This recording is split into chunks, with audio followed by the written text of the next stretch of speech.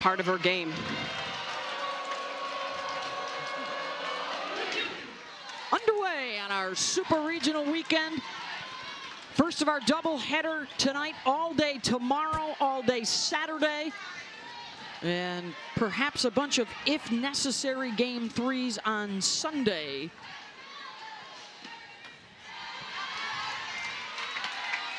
Sooners are the 2 seed in the tournament for the first time in 4 years. That's because Texas took the top spot.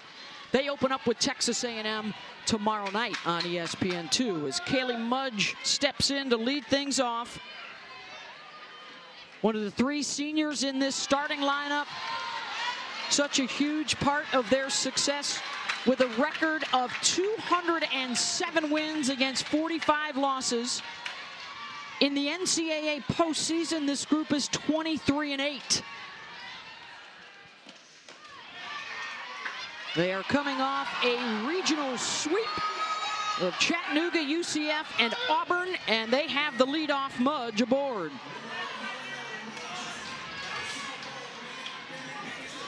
Both of these programs offensively know how to take walks. 230 walks coming into today's game for Florida State. Yeah, they're number 1 and number 3 in the country. The Sooners in the top spot, and here is Beecham. A local out of Tallahassee who grew up a Florida State camper. And the ball gets away from Hanson, and a runner immediately in scoring position, and that's a pass ball for the Big 12 Defensive Player of the Year. Yeah, that's a very rare. She's only had 9 on the season. Definitely a catchable ball that gets away here early. And for Kelly Maxwell, 5 straight balls as well. 5 straight balls, and at some point going out, having to wonder if she was crossed up a little bit, on which she was. You could see Hanson was going inside, that pitch on the outside. Even though they're both upper class, obviously, Maxwell, her first year with Oklahoma after transferring in from Oklahoma State. And immediately an RBI chance here for Beecham. Jason, was 2 for 9 with 1 RBI in the regionals last week. Jason, her back foot. We saw this with Mudge as well. She's making sure that she is literally stepping on the line back of the box. She wants to let that ball travel as much as possible. She hits lefties very well. Maxwell stays on the outside edge of the plate, and that will fall in foul territory. I think the biggest thing too for Beecham, and the reason why she hits lefties so well is, and Smitty, you know this, as a left-handed pitcher, they try to get in on her hands. She has such a great job of staying inside out of the ball, but where she struggled last weekend is they threw her all away. You saw in that last pitch that was outside, she had to reach for it. 2-2 to Beecham. Fouls another one off. Big thing to watch for Florida State. Their freshmen have been so instrumental in their success. How do they continue to handle the pressure as it mounts? Every game becomes the most important in their young careers.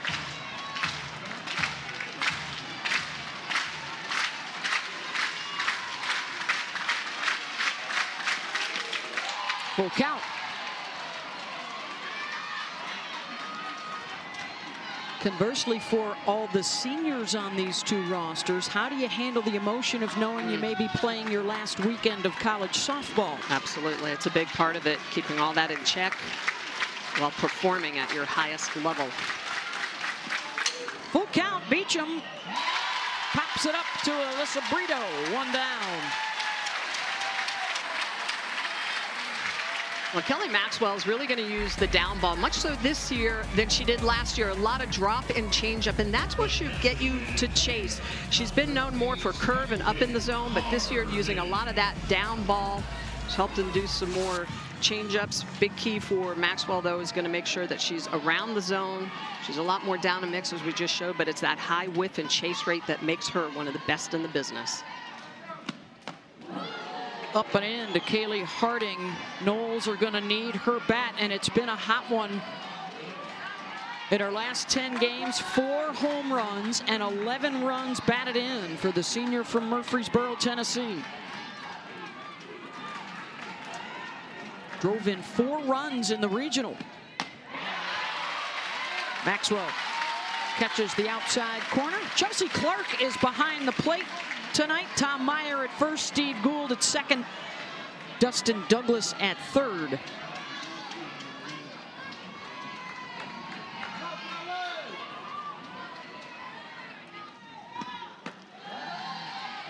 And that's the pitch that's going to be important for Keller, trying to work that outside curveball, or what we like to call a backdoor curveball, where she's going to try to throw it in the river and really hit the backside of the strike zone, bend that ball back into the zone after being outside.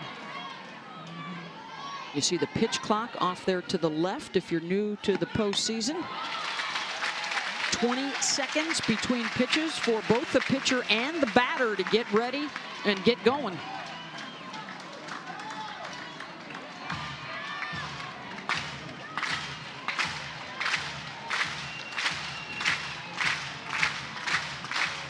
Mudge with the walk, now down at second. 2-2 from Maxwell. And that's why, Smitty, we're seeing all the hitters so far back in the boxes. They're trying to wait for that curveball to come back over the plate. The whole point of the backdoor is by the time you start your swing, that thing is a ball. But they're trying to catch it as it comes back over the plate by getting back in that box. Yeah, and that's where you have to hit that pitch. You really have to let your bat head almost lag, so you're trying to go opposite field as a righty. Harding fends another one off. Even though Maxwell was not with Oklahoma last year, playing at Oklahoma State, they did have a series against Florida State. So some of the older players for the Seminoles are familiar with Kelly. Of course, with analytics and video these days, there's no secrets anymore anyways.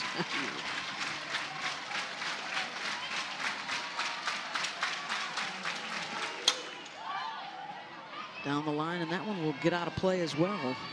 Great at bat right now from Harding. You can tell she's not as comfortable with that pitch, but she is comfortable wasting it to get one that is more over the plate. There you see the numbers last year. They had some problems against Maxwell in their series during the regular season.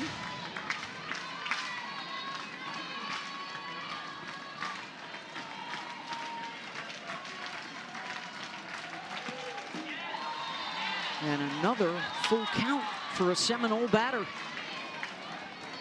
3 in a row here to start out, or 3 ball counts at least.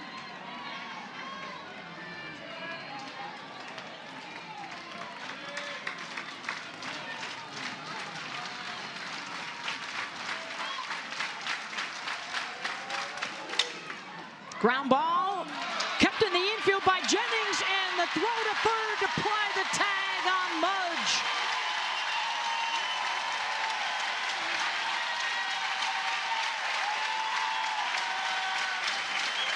Second out, gets the runner, trying to sneak over to third. Tiare Jennings, one of the best shortstops in the game, doesn't always get the credit because Grace Lyons was there the last 3 years, and Jennings was over at second base. Look at the way she goes in the 5-6 hole, and she knows her only play is over to Brito at Needs, Florida. Michaela hit 500 with a home run in the regional last week and has a 5-game hitting streak coming in. Another hitter that does very well against lefties. Inside out swing that she has.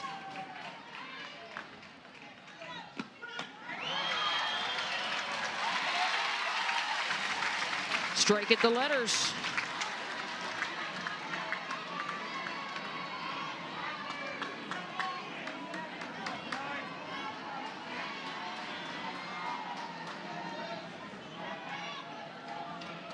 FSU was good, hitting with 2 outs last weekend.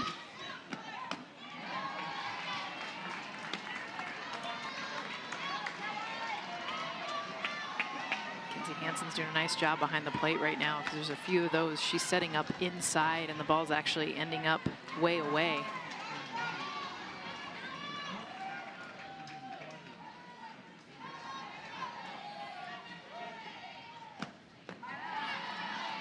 3-1. Off-speed curveball that Kelly Maxwell likes to throw. It's been non-competitive in this inning. She finds that it makes her life a lot easier. Big pitch count. Again, 4 straight 3-ball counts to open up the game. A big leveraged 3-1 count here for Edenfield.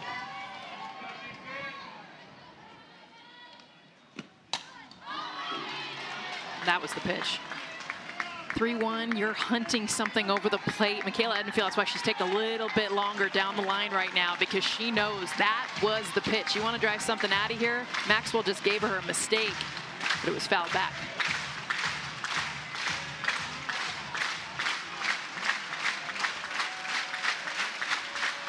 Full count.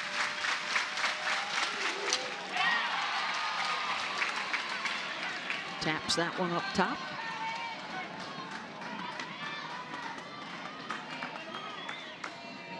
A little bit of a smile on Edenfield's face. I think she is feeling lucky that she hit that, because that was off speed and she was way out in front of it. It was off the top of her bat. Yeah. Sometimes you're like, just thank you.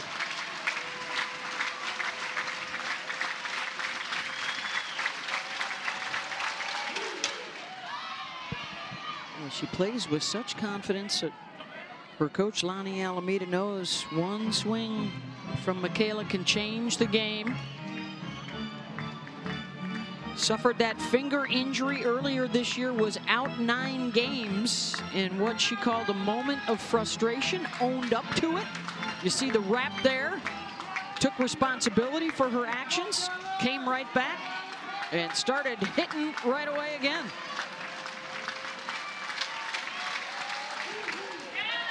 And draws the walk. Second free pass. And that will bump a Seminole into scoring position for the second time.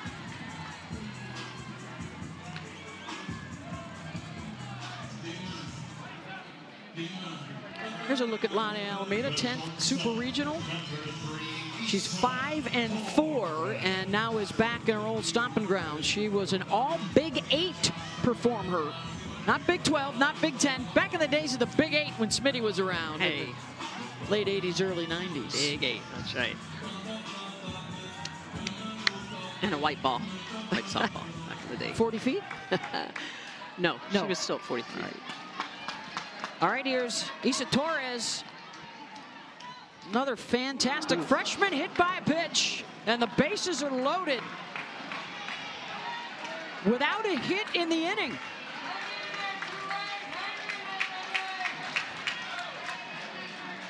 As Patty Gasso looks on in her 30th season now at Oklahoma with the 7 national championships. So many of those fueled not only by outstanding hitting, but phenomenal pitching as well. Of course, last year, Jordy Ball led the way. And here's another one of the seniors, Devin Flaherty out of Sarasota. Right down Broadway.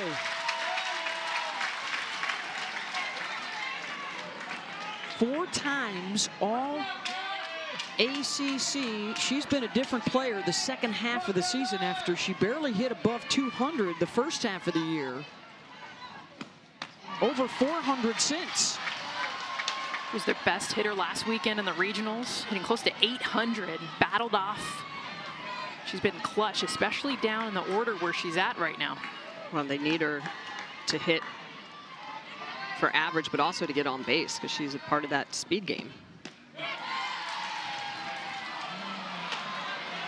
Obviously not in this situation. This is all about driving runs in, but she's typically one of those Knowles that gets on base and stirs up the defense of their opponents.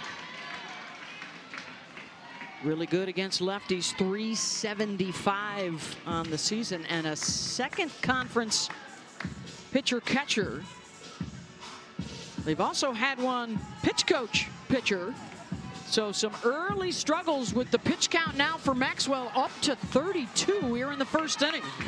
You can tell she's struggling to grip the ball. Yeah, and she's backward on her pitch count. Look at that, 17 balls to 15 strikes.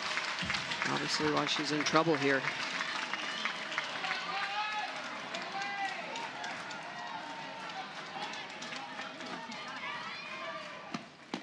Swing and a miss from Flaherty.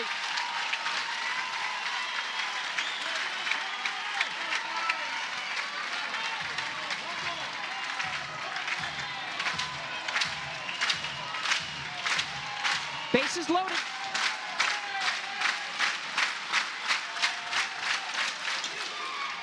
Tapper Maxwell's going to have to hurry the backhand to first in time to get her. They will face Ashton Danley, the lefty freshman out of Winchester, Tennessee, the #2 recruit in the country coming out of high school. And due to graduation and due to some injuries to other pitchers on the staff, the weight on her shoulders has increased tremendously. And she has accepted that challenge, Schmitty, and watch the ball. Great athlete. She's played some outfield this year. She's hit some year, but as of late, where she's really been called to pitch in that circle and to be the ace of this club, she's been focusing all on pitching. The new tradition here of O and then U with Jada Coleman in that leadoff spot, one of the best leadoffs the game has ever seen. And a member of this senior class that is 34-3 in their NCAA tournament history the last 4 seasons. The only teams that have beaten them: James Madison, UCLA, Florida State.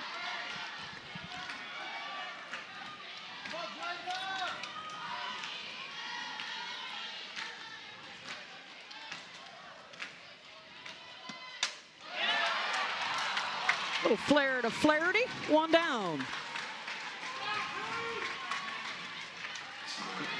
Ashton Danley in regionals has been thrown a little bit different than she did in the regular season. She's got the really good off speed as well as down in the zone. She's been using that change of speed significantly. Trying to expand the zone, down with the drop, curveball. She's got that great lefty spin. She's going to be in the mid-60s. She works all those edges of the zone, but it's really that effective off speed is going to be the key for her. And ladies, in the regular season, she threw about 19% changeups. In the regionals, she threw over 30%, really having to mix speeds. She went 2-0 in the regionals. All 3 of their wins coming from freshmen. The other was Mimi Gooden. Jennings unloads, deep center, and into the Gasso Garden. Solo home run, T.R.A. Jennings.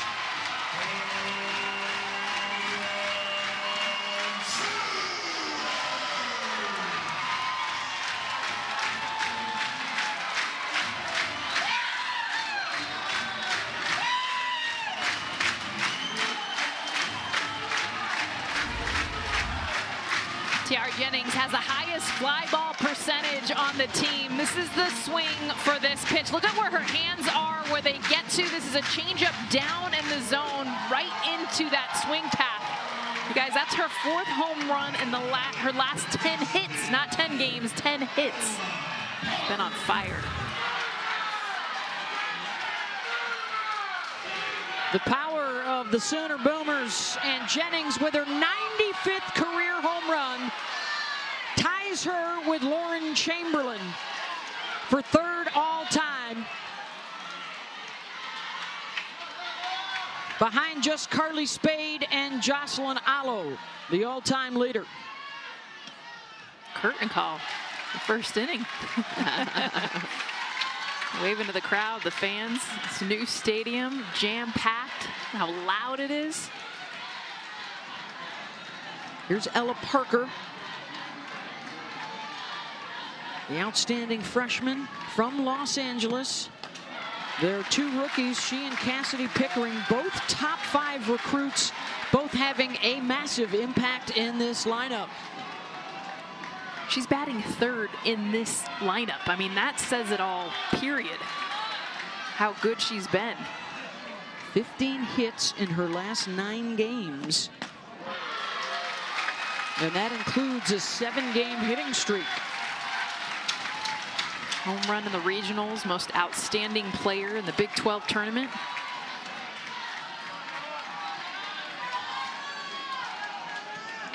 How open she is, that front foot. 3-1. Nice backhand to Maya Ross. 2 down. This Oklahoma team so good at beating you in so many different ways, and so smart. They know she is going to be throwing a lot of changeups, so I wouldn't be surprised. A couple of these hitters, big hitters that like changeups, are going to sit change.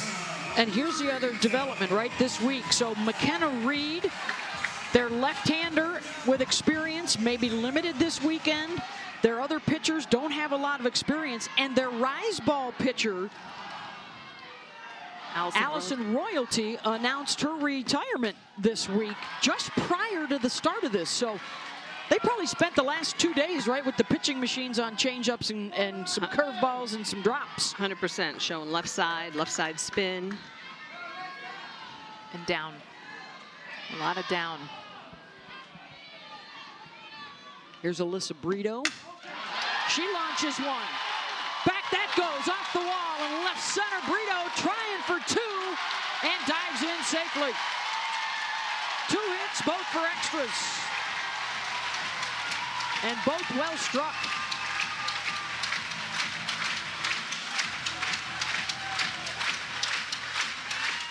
Brito just misses a home run. I mean, this is as picture perfect as it gets with swing. Look at that front foot get down and the power of this. She hits it so hard on a line, it's off the wall. They almost had a shot at her at second base. That's how hard it was hit.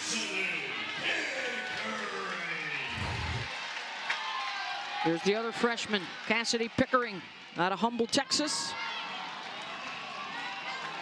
Cassidy had 2 home runs in the regional last weekend.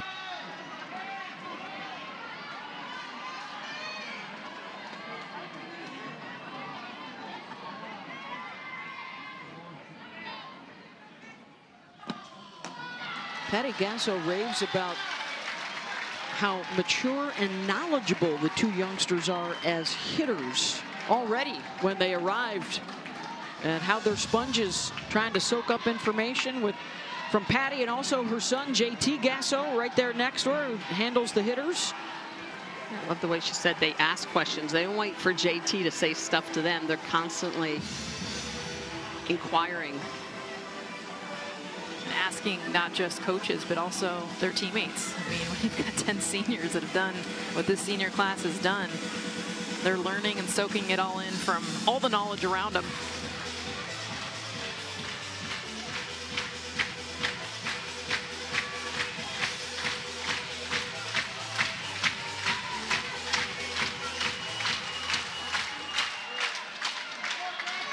Danley trying to stay composed.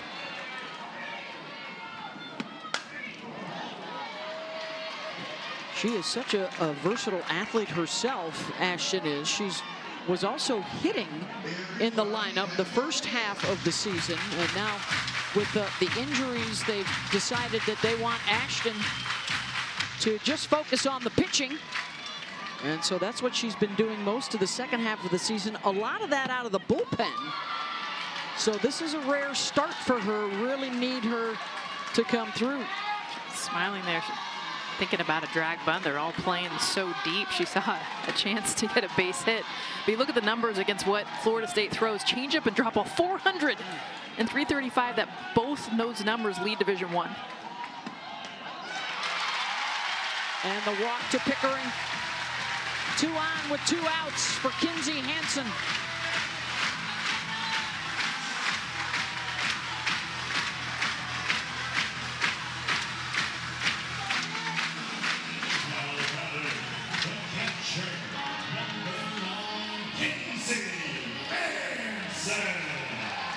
Out of Norco, California, 2 for 8 in the regionals last weekend.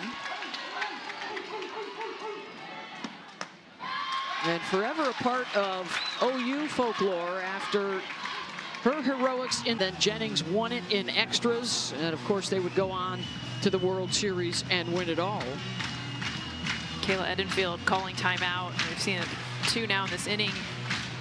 You gotta remember, Ashton Danley is a freshman. Has never played in an environment like this. Get that heartbeat to slow down a little. The new Loves Field, a state-of-the-art facility here in Norman. New home for the Sooners. There's the changeup. Got her with that. 1-1.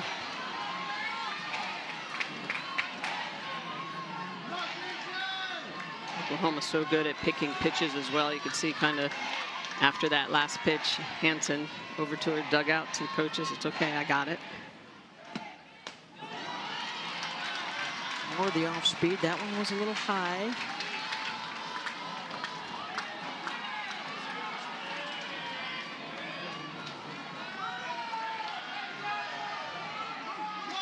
And there is already activity and more to come for Florida State's pitching staff.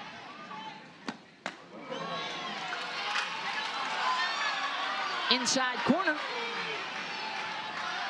2-2.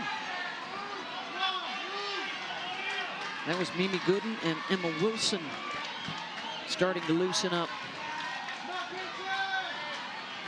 Kinsey just bashing lefties this year. Waited on the chains, just under it. She was out in front with her lower half, that's why she's smiling. Is able to just get a piece.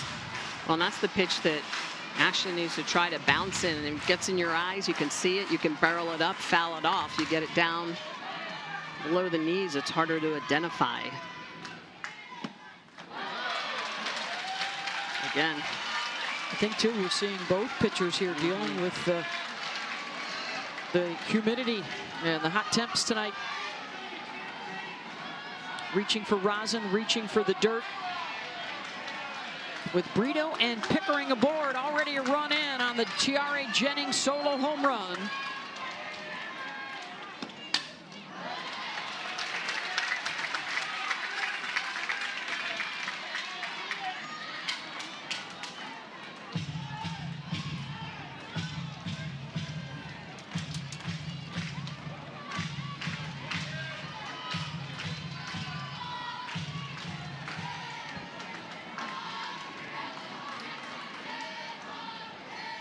Full count. Chop to Beecham, and she'll go the short way to step on the bag to end the threat. Florida State took game 1 in that 2021 series, and then the Sooners rallied for the last 2. And then Oklahoma got the sweep last season, 61-1, the best record of all time. Here's Janai Kerr for the Seminoles, 7, 8, and 9 coming up. Out of Mableton, Georgia, now in her junior season. Janai 2 for 8 in the regionals.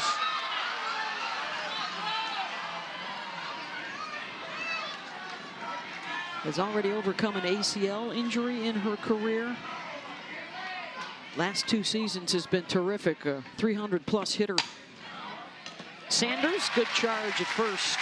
One down.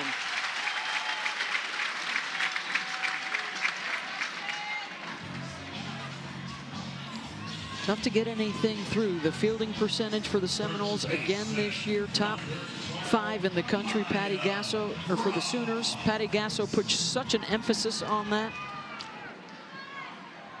Here's Amaya Ross out of Jacksonville.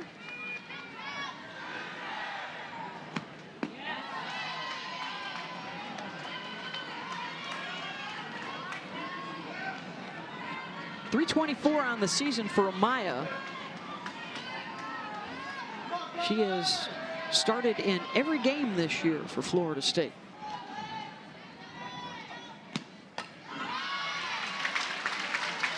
She's a Seminole legacy. Her dad played football for FSU.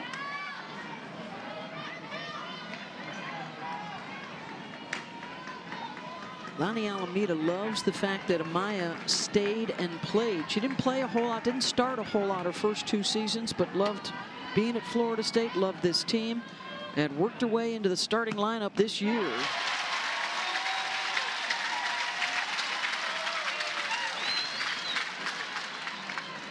Good off speed from Maxwell, 1 and 2.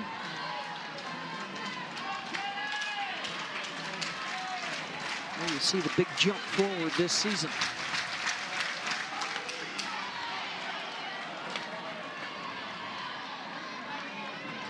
Tell these Florida State hitters are prepared for pitches away. All the righties, they know that she's going to be coming outside with that back door. They're kind of leaning for it.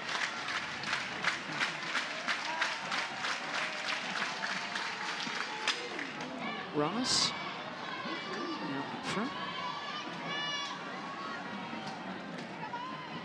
So I think that off-speed curve has worked so well for Maxwell when she's been able to throw it for a strike, because they see curveball in the location they're looking, and they come out of their shoes. They're about 5 miles an hour ahead of it. Tight spin and rotation on it. Hard to identify.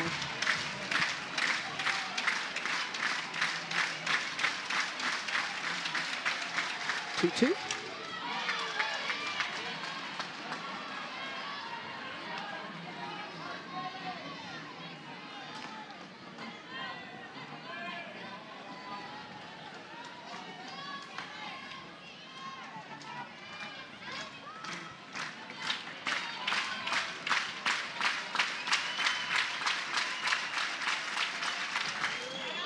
Swing and a miss.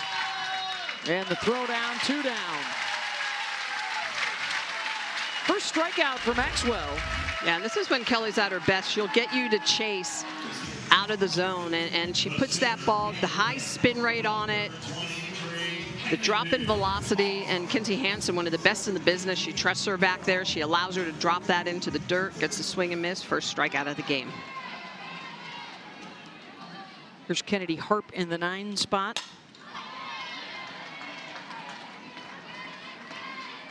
She's a player that kind of moves around offense and defensively. They'll pinch hit for her. They'll reinsert her in games. 10 plate appearances in the last 10 games. But she does have a couple of hits in her last 7 at-bats.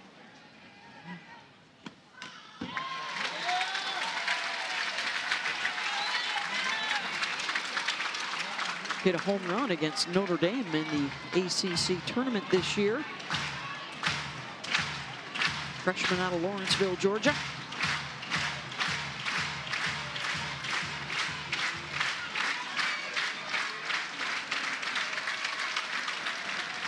Oh-2 from Maxwell. Hart doesn't chase. Much different inning for Maxwell. Head in the count, going right at hitters. Saw her really struggle, go to 3 ball counts, pretty much every hitter, and a couple walks hit batter.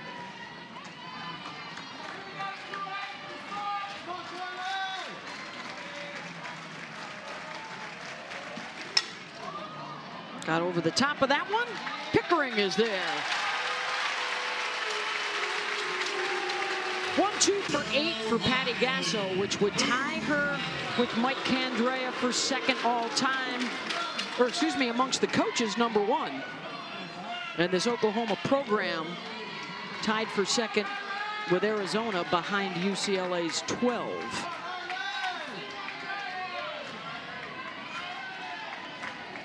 Riley Boone, who just made that catch out and left, 7, 8, and 9 coming up. And she's one of those seniors that knows nothing but ending their seasons with a championship, and gets hit on the foot. Second free pass for OU.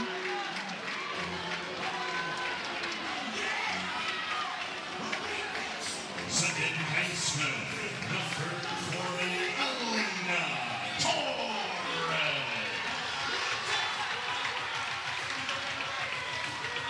Here's Alina Torres getting the start at second base tonight.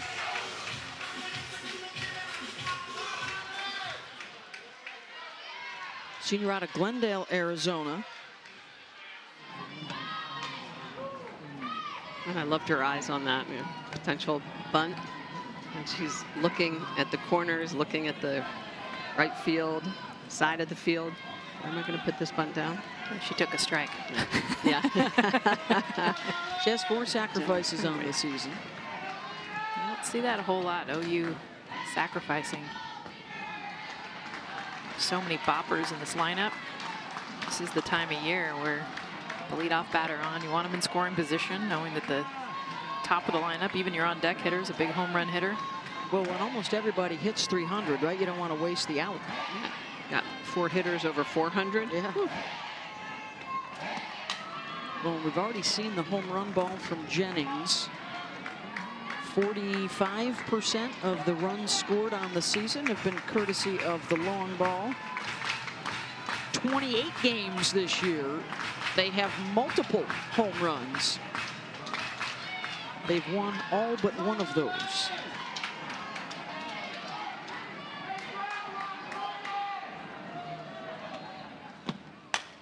One, two, opposite way. And there's a gapper. Back to the wall in the right center. Boone's going to come all the way in and score for Oklahoma. Torres makes it 2-0.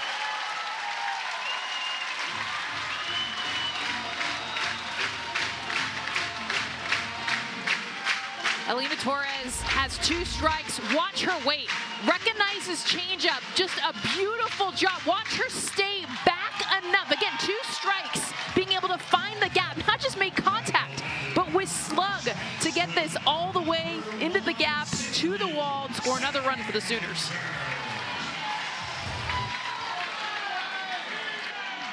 Here's Sydney Sanders with an RBI opportunity.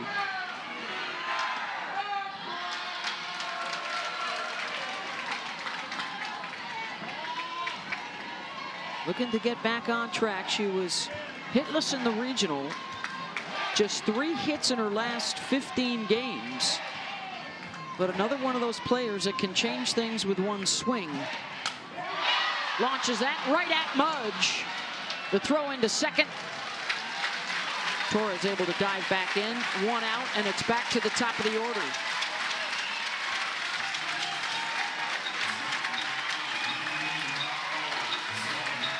Practically a standing ovation for Sydney Sanders. They know how much she has struggled, and she crushed that. Something to build off of.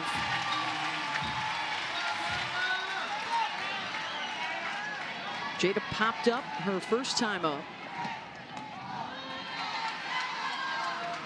Got to be very careful with her with the off speed. She does such a great job of having her body in a bad position, but her hands can still hit it out, can still drive the ball.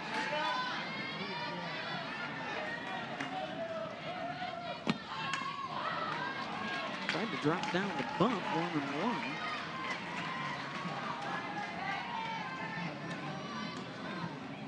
That's for sure her choice. No way Patty Gasso's giving her a bunt in that situation. No. She was 6 for 9 in the regional with a 750 OB. One of their playmakers.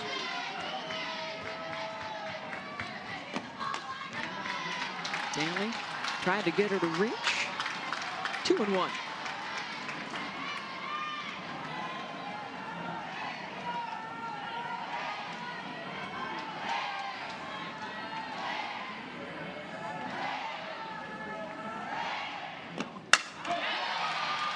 One hopper to Flaherty.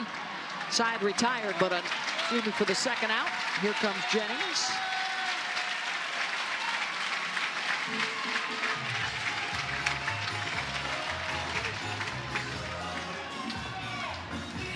They're now out to talk with their young pitcher.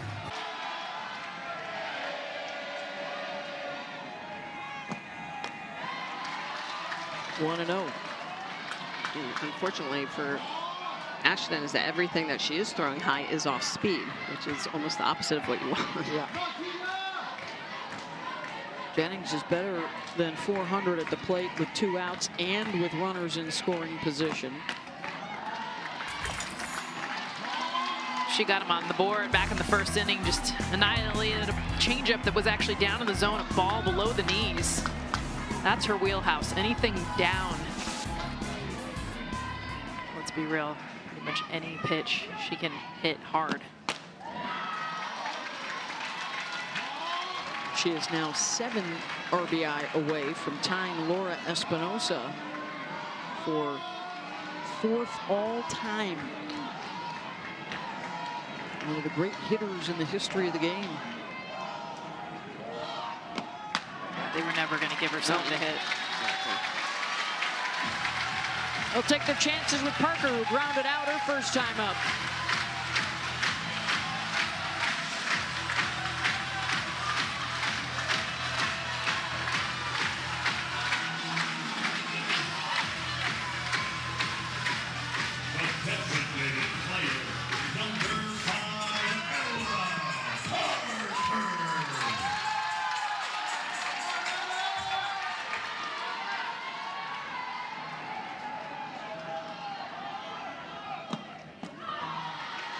That one misses low. Parker hitting .600 over her last 7 games with 13 runs batted in.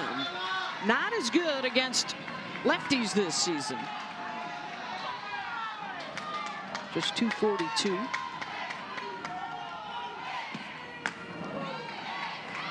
Speed for a strike. Watch Tiare Jennings be aggressive at first base. Anything in the dirt, she'll try to take second and get in the scoring position. That runner at third base. Couple of free passes. The RBI double for Alina Torres in the inning.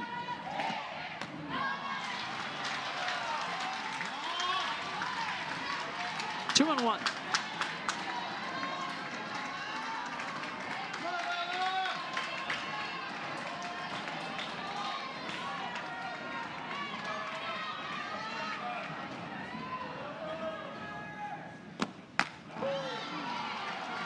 Two and two.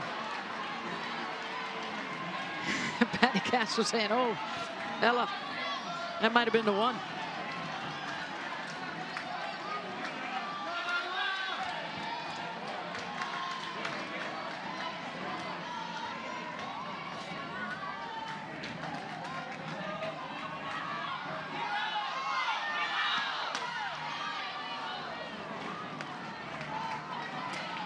Just it down and in. Jennings will take second base.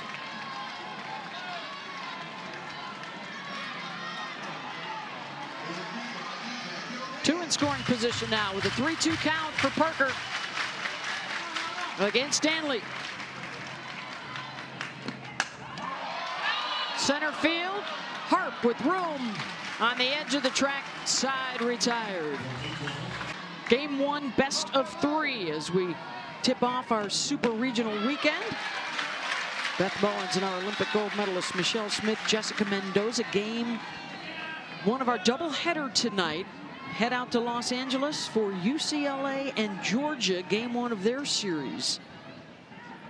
And then a full day Friday, a full day Saturday, if necessary, on Sunday. Our game 2 tomorrow night at 8 Eastern. Back to the top, Mudge, Beecham, and Harding. Kaylee walked and then was thrown out trying to get to third base on a ground ball to the left side. In that first inning when the Seminoles left the bases loaded.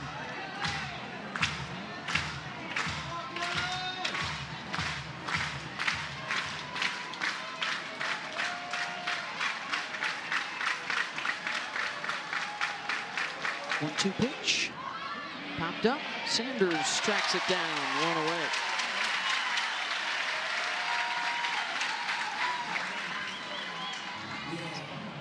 Typical Kelly Maxwell type of hit, jamming you up, getting you to chase through the zone. Her biggest challenge, though, is going to come with these next 3 hitters. Yep. Jason E. Beecham, freshman, numbers that she's had. Popped up to third, her first time up. Top of the lineup, first time they saw Maxwell. They all made Kelly work. Top 4 all had 3-ball counts. Saw a lot of pitches. Look at the counts already up over 50 here in the 3rd inning.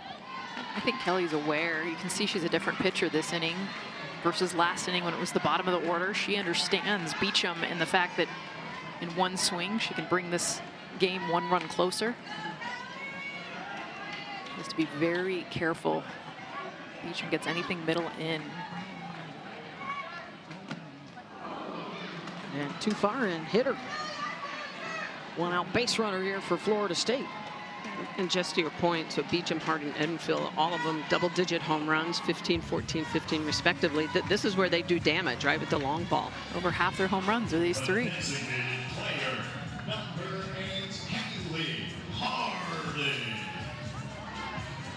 Ocho reached on a fielder's choice to short back in that first inning. Career top 5 in Florida State history in home runs and runs batted in. She is their all-time leader in doubles. Knows a thing or two about extra bases. I love what Lonnie Alameda says. Kaylee is that professional hitter that it's see ball, hit ball. Doesn't want all the information and the analytics. I got this.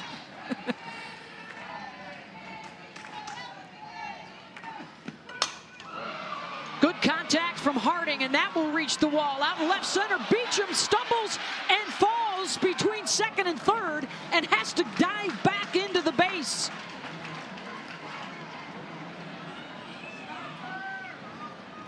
She might have had a chance to score. This ball found the gap. Kaylee Harding, a beautiful job. Pitch up in the zone, gets to the gap, and all eyes were on Beecham. Because once it hits the wall, she had a chance to get around, not just second, but third to score. Trips coming around second. Was lucky to get back, by the way.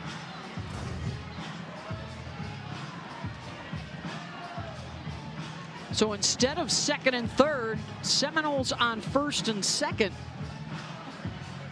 Kaylee Harding's yelling at her jokingly, giving her a hard time. Come on, you took my double away. Exactly. You could see her. She was like, I'm sorry. The catcher, number 51. Good thing that she's not hurt. Yeah. So here's Michaela Edenfield with one out. Michaela walked in the first.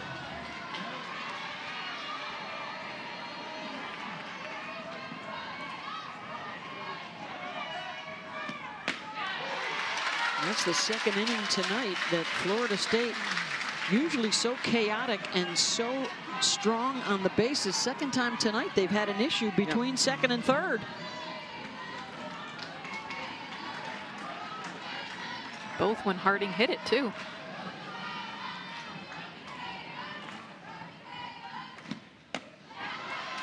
It's outside, 1-1.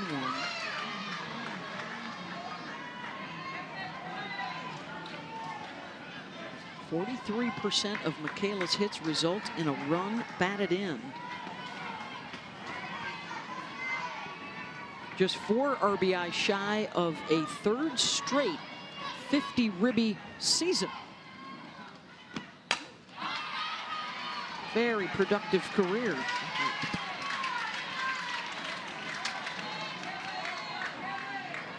One of the reasons for their turnaround when she got healthy again, you know, they started out, it was a struggle, and it was a tougher schedule first half of the season. Second half of the season, they finished 28-6. They had more power in their lineup. Their pitching had a lower ERA, and they fought their way into a top 16 seed.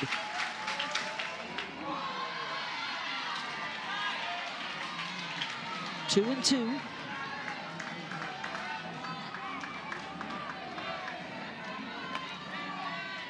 Look at that through the first 27 and then since.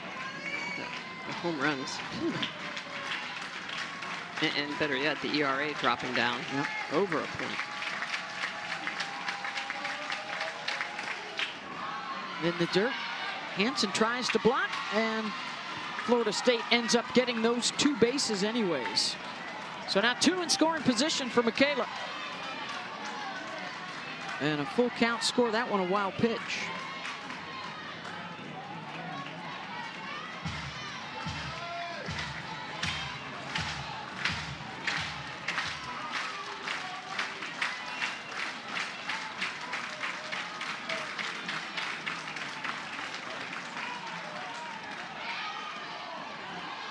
Pitch clock ran pitch down. clock So that's violation. ball 4. Ball 4.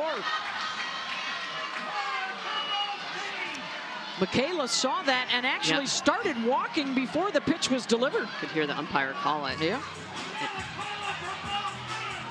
And honestly, take a look. You can see the clock starting to go down. She's got to split her hands, but she has not. You're right. She's delivering the She ball. almost got hit by the ball. Well, I was going to say when Beecham fell, it was the silver lining of that is that they really had to pitch to Edenfield because there were runners at first and second. Had the runners been at second and third, they may have pitched around her anyway. So the second inning tonight that the bases are loaded with Seminoles. Here's Torres. Hit by a pitch in the first. Issa is 6 for 9 on the season with the bases loaded. That includes a grand slam.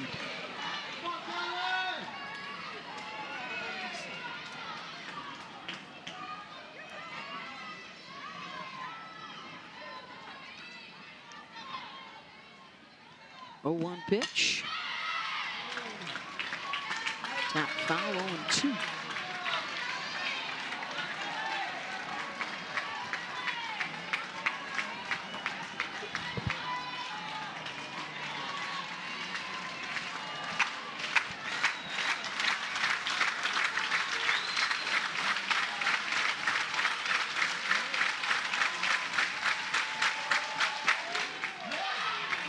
Fouled it off her foot.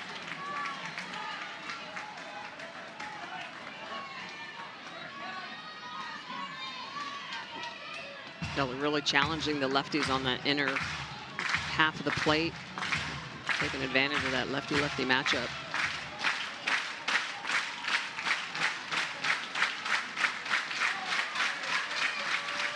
Another 0-2 to Torres. Waste one away.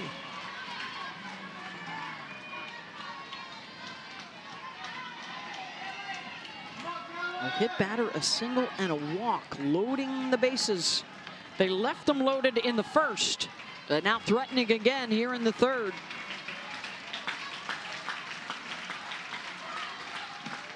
Swing and a miss. Strikeout number 2 for Maxwell. 2 down. That's a great curveball. Has a lot of bite on it. Had really worked Torres on the inner half, and then she's going to set up outside with this curveball, run it away. You can see that drop going down, a little bit of an off on that as well. So Torres is out in front of it.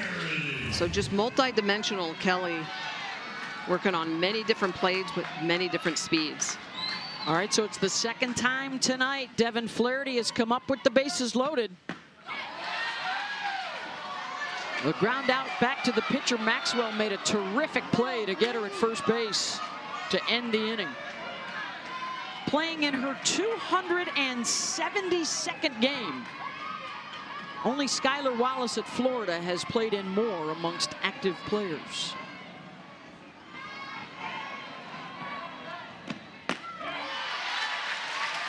Oh, and she didn't like that call, 1-1. Well, that's a tough pitch to get to. I mean, a curveball away, that left on left, that's the best pitch a lefty has against these left-handed batters. That's why they're so dominant against lefties, that ball moving away.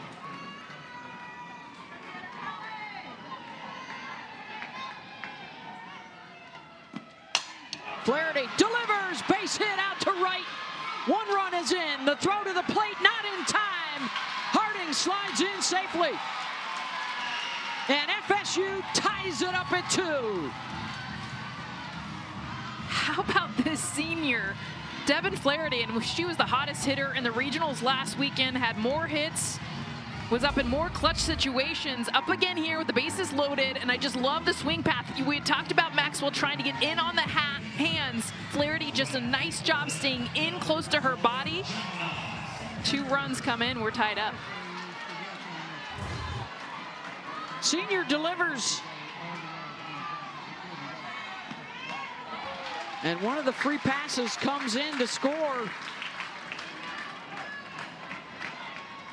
2-2 here in game 1, best of 3. The winner goes to the Women's College World Series.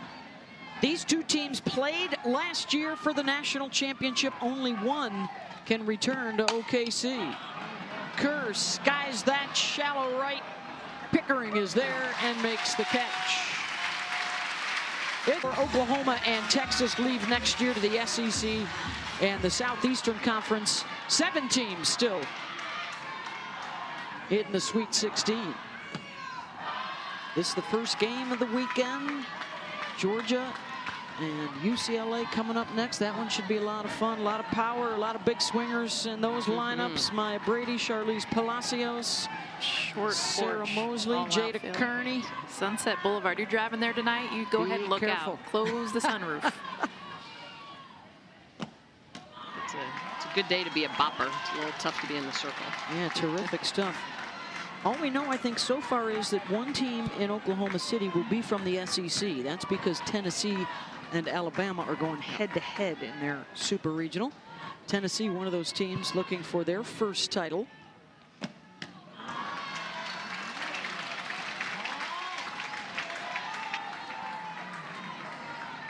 Oklahoma and Oklahoma State are the only schools that have been there the last 4 years. Polk's got the Wildcats, Arizona down the road. 4, 5, and 6. Brito gives it a ride over Mudge's head and out of the yard. The immediate response for OU.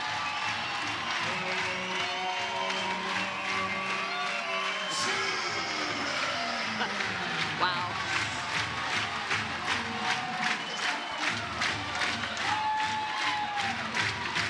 Jess, were you allowed to swing on 3-0? I'll tell you what, this swing right here, give her the green light, because this was right down the middle, and the swing that she had looked like the double in her previous, but just clears the wall out and left. It got out of here in a hurry. Yes. You give your sluggers the green light 3-0, because that's going to be what they do. Second home run of the night this year. When the Sooners hit more than one, they are 27-1. And it's Brito and Jennings tonight. They're back in front. Here's Cassidy Pickering.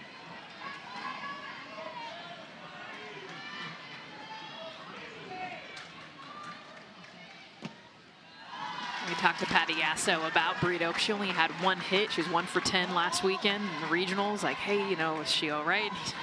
Patty laughed and was like, she hit the ball hard every single time. Warning track, working walks. She's like, I didn't even know she only had 1 hit. Pickering off the glove of Flaherty. Cassidy safe at first.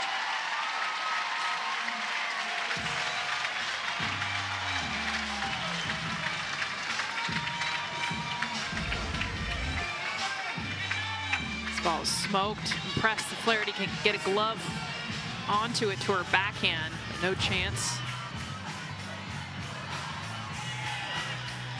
Now batting, the catcher, number 9, Kinsey Hansen.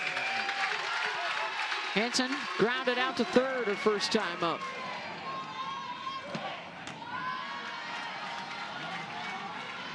They went away off speed to her and then tried to jam her up in. That was the game plan. Well, a lot of this is just effective velocity, right? Just, you know, you're not going to strike him out. You're just hoping that you can pop him up, roll a soft ground ball, or just get him off time a little bit. But this Oklahoma team is so disciplined. They're very good at identifying pitches. And how about the response, right? A 2-spot goes up on the board and immediately they're right out, capitalizing on opportunities. Last year's Johnny Bench Award winner as the best catcher in the country. You can remember, too, this is a Sooner team that's given up more runs than they have the last few years. So giving up 2 runs the last half inning isn't something new. This is something they understand. We have to score a lot of runs.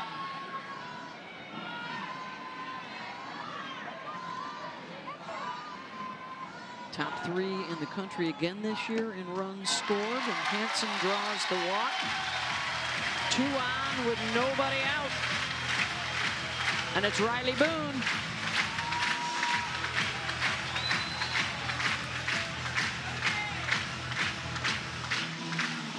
Fourth freebie.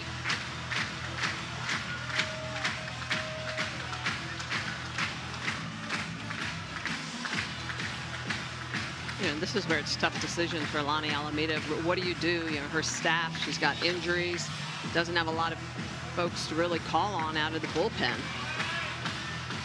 That's Maddie Balk out there right now.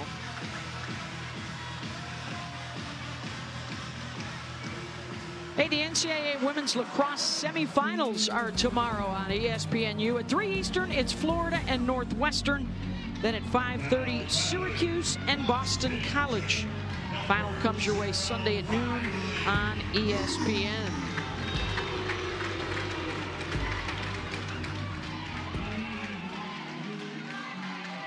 Yeah, again, no Allison Royalty available for Florida State.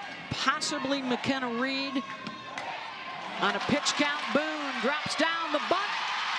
Beats it out. The errant throw is going to get a run in. Pickering scores. Boone goes short game.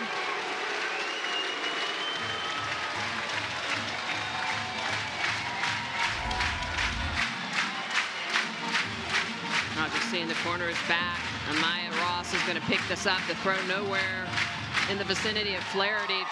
Crossing over the runner. It's another one of those situations where if there was a double possible. As she told us this week, it would be pitching strategically. Torres had an RBI double back in the second.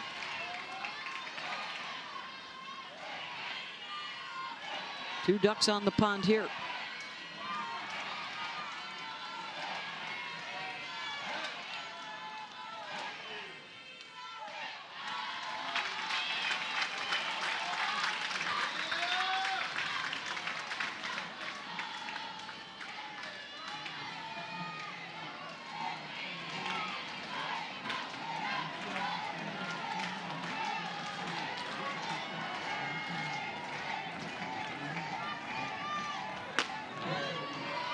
That's in for a strike from Emma. 2-1. And it's going to work the corners, control a little bit of a rise ball changeup. See if they dare try to elevate some pitches, try to get Oklahoma to chase. Did not throw in the postseason last year. Did throw in the regional loss to Mississippi State back in 2022. That was a squeeze. Yeah. With your catcher at third. Wow. Patty. Sometimes I think it's opportunity to try something that you might need later on. Yeah. Especially this part of the lineup that has struggled. Though Torres in this one a double.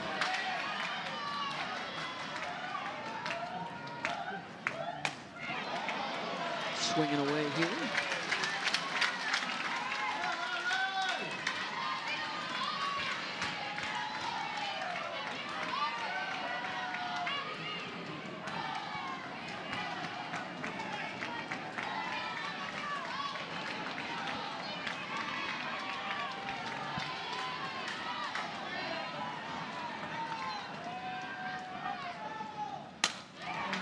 Right back to Wilson. Her only play is to first.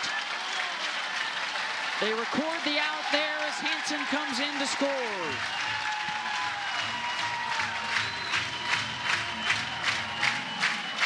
Boone over to third with one out. And the third run of the inning in.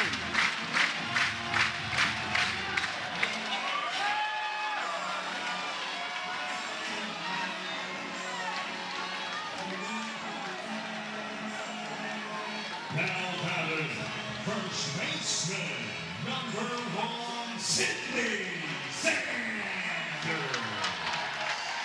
Here comes Sanders. Lined out to left at a well-struck ball her first time up. Was able to hold up.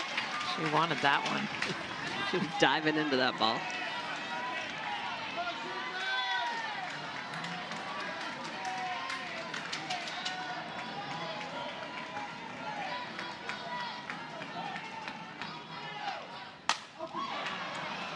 Pop fly. Torres at short. 2 down.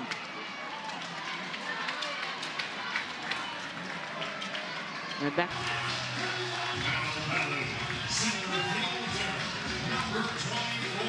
3 times a first-team All-American.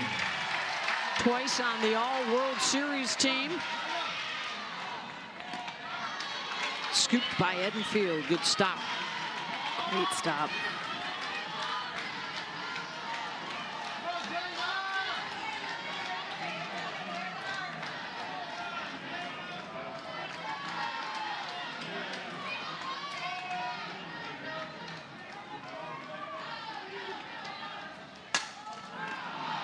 Nice play, Beecham. Across the diamond to get the out, but 3 runs in. It's up 5-2.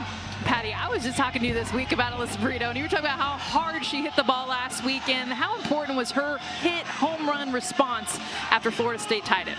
Big, big. I mean, we're trying to get Kelly a little more comfortable. She's been throwing a lot of pitches. 3-0, Brito, I give her the green light. She loves that count, so it was big. And Coach Tiare Jennings makes that incredible play in the first inning. I mean, we saw her at second base her entire career. Now she's a shortstop. What has she meant to this program? So much, and it was a hard position to fill, obviously, but she's been doing great, and we're very proud of our defense as much as we are on our offense and our pitching, so we work on it hard. It looked good, I'm sure, from up there, but it's something we expect every day at practice. Well, thank you so much, Patty. Thank you, guys. Thank you, Patty. We appreciate the time. At 52-6, the number 2 seed in this year's tournament. Patty is your active wins leader. 3rd all-time behind Carol Hutchins and Mike Candrea. How about 6 national championships in the last 10 years and 8 times in the championship series in the last 11 years.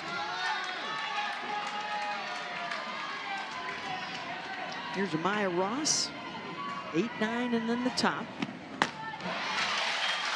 For some perspective, UCLA played for the championship 10 times in 12 years back in the 80s and early 90s. Arizona in the 90s played 8 consecutive years in the championship game when it was just the 1 game back in those days. As Ross pops it up.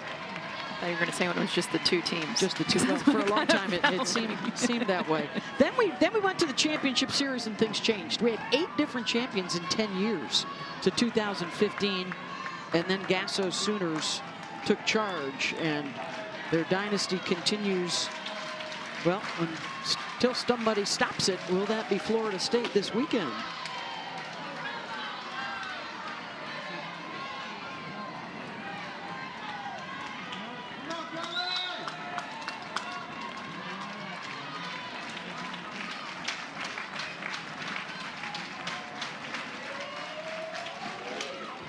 Should be a fun weekend because it's like everybody has a strength and a vulnerability. Texas is the overall number 1. But Stanford's always got a chance, right, with Nyjah Kennedy. Duke has been so strong out of the ACC, trying to get to their first World Series. Tennessee, a regular season title in the SEC. So many good stories out there. Florida may be the hottest team in the country right now after winning the SEC tournament and rolling through their regional.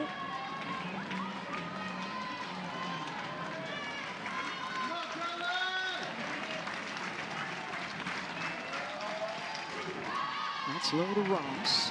And I think that's what's impressive, too, about the success that Oklahoma's had over the last 4, 5, 6 years is that the consistency year in and year out, they've been either winning the national championship or playing for the national championship. Well, everyone always talks about how hard it is to repeat and the pressure that you feel and the expectation. Obviously, they've done 3 in a row. But this senior class, and we've had them a lot this year, you can tell that weight is heavier now than ever. Wanting to go out on top, knowing that failure is not an option. Yeah, the expectation. Full count. Patty had a great phrase when we talked to her this week. She called it excellence every day. And that's the way they wake up in the morning. That's the way they practice. That's the expectation of this fan base and this beautiful new facility.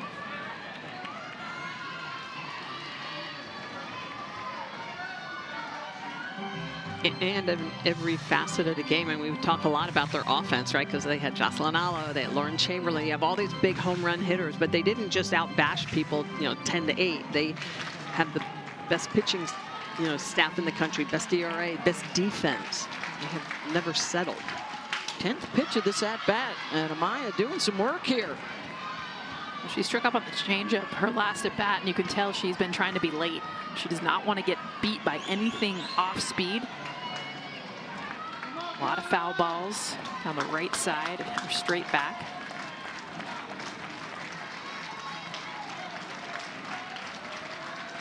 Another 3-2 pitch. Walked her. Great. Terrific job by Ross, the leadoff aboard. Great at bat. Some good mid-major stories for the regional weekend. None of those guys were able to advance. All power in the Super 16 seeds will get it down to 8 to head to the World Series next week. Opposite way, base hit, Harp. 2 on, the bottom of the order, providing the spark for the Seminoles, and they bring the tying run to the plate. Great job. Kennedy Hart, by the way, doesn't usually get a lot of at-bats. She gets hit 4. We talked about them trying to wait longer. Look how long she waits on this curveball on the outside part of the plate. Beautiful job. Hard hit line drive into right field. 2 aboard, nobody out. Bases loaded in the first, couldn't score. Bases loaded again in the third, they got 2 in. More base runners here. Mudge pops up the bunt, double play.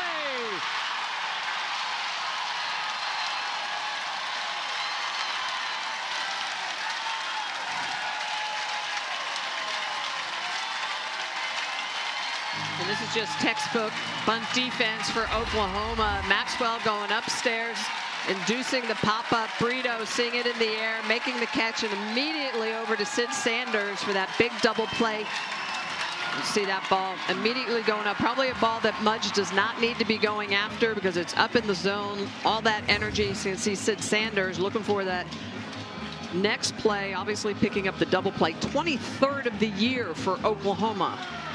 23rd double play of the year. Wow, and that's another base running miscue for Florida State. That was the freshman Harp at first. Got too far off the bag and didn't read the pop-up. You could have 3 offensive errors. If you'd score them that way, that's Florida State has gotten themselves out of innings.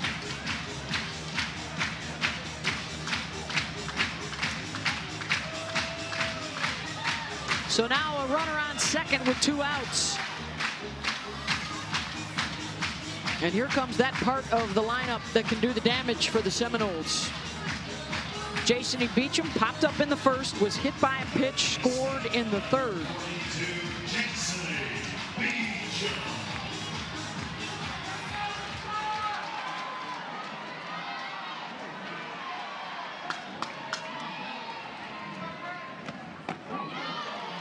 Almost hit her.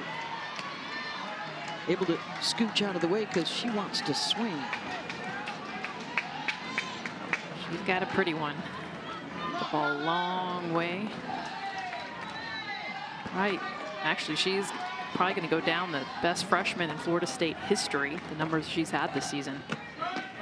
They are impressive when you look at some of the best they've had.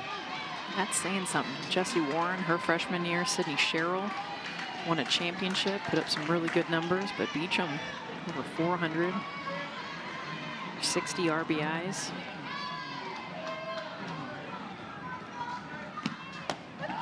(3-0).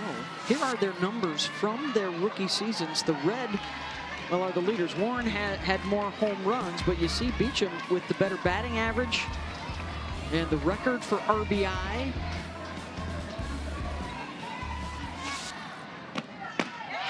She has the green light on 3-0 too. As a freshman.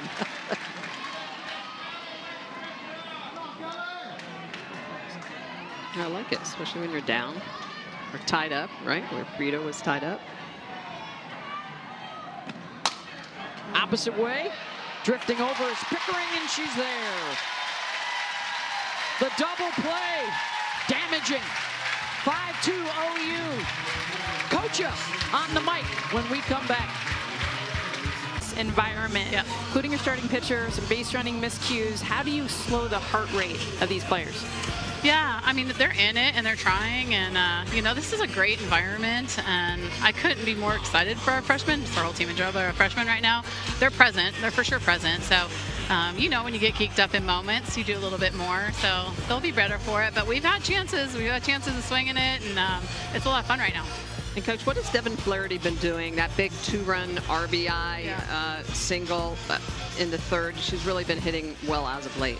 Yeah, you know, you go through the ebbs and flows of a season, and to stay consistent is really tough to do. And she's been getting hot as of late, but she works. I mean, she's worked all season long, and she's been tremendous for us. And you know, a lot of really good seniors out here that have gotten a lot of experience under their belt. So I think she's, you know, Jess, right? She's relaxed because she's been here before. The freshmen are feeling it. So, right, yeah. you know, handing off the torch. But incredible, a lot of ball game left. Really excited.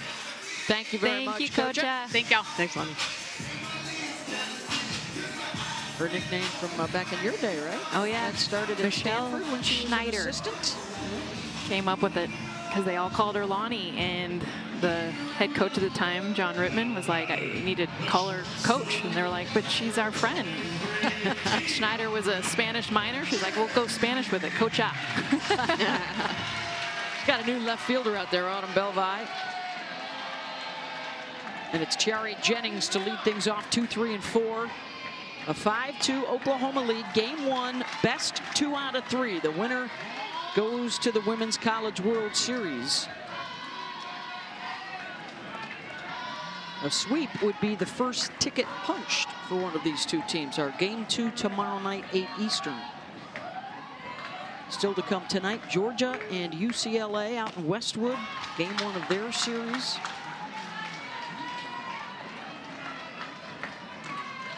Jennings, the home run out into the Gasso Garden, and a walk and a stolen base in the second.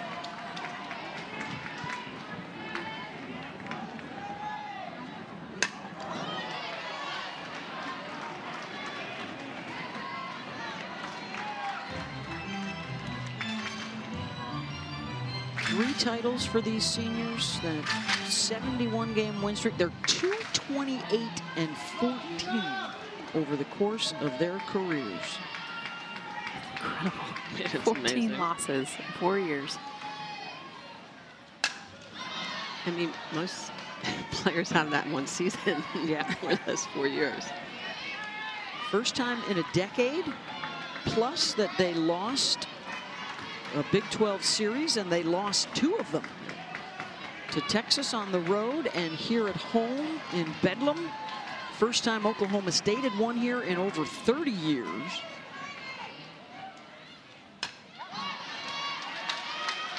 Tested, somewhat humbled, they went back to work. And they beat Texas 5-1 in the Big 12 tournament championship game up in Oklahoma City.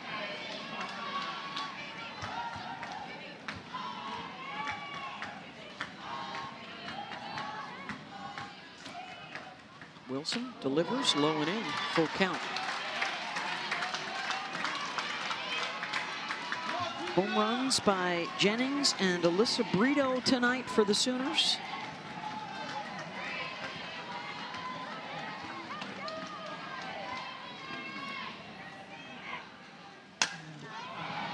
Popped up, Flaherty back on the grass. 1 down. I think this year gives a little perspective, right? So they lost a couple Big 12 series, but they showed that they were a little bit human. To me, though, it puts perspective just on how great they've been the last 3 seasons, that they didn't have a oops weekend, that they didn't stub their toe for 4 or 5 games during the year. I mean, to me, that's what's mind-blowing. It just shows how amazing they've been. Dominant. Yep. But how hard it is to do consistently. Yeah. You get a weekend of dominance, not a season for the senior class, an entire career. And then you got the freshmen, Ella Parker and Cassidy Pickering, and this next generation learning. Ella batting third in this lineup.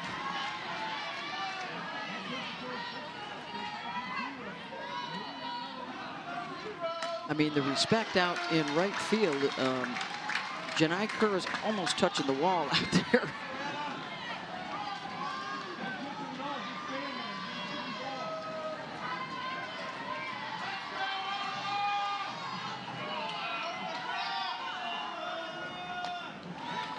And it all started right after they won their World Series. You know, in retrospect, some people saw it coming, but at the time, the softball earth-shattering transfer of Jordy Ball to leave the program and go back home to Nebraska. Does a freshman get the green light? What do you think? Yeah, she's already gotten it. Oh, didn't take it. I think she had it. Maybe. That was the pitch. Beecham had it. They're both Freshman of the Year candidates. With Keegan Rothrock, the great freshman pitcher at Florida. Flaherty off of her glove and out into right.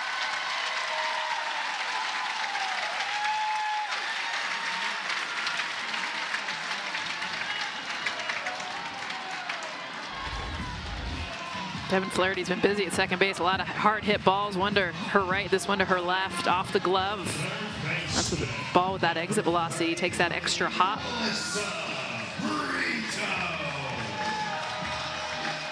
Score that a single for Parker, and that'll bring up Brito. A double and a home run tonight for Alyssa. Senior out of Tustin, California. Looking for her 8th 3-hit game of the season as Parker swipes second. Not just the power, but the speed as well. 16 stolen bases for the freshman, and Patty Gasso has talked about how it's sneaky. You think about her as power and not someone that's going to be able to have that speed and easy. She's already popping up out of her slide when the ball gets to her. Her uncle, the manager for the Los Angeles Dodgers, Dave Roberts, has been a huge influence in her life. Patty Gasso has talked about how knowledgeable she was and all these freshmen coming in, but you've got the manager of the Dodgers and that kind of access.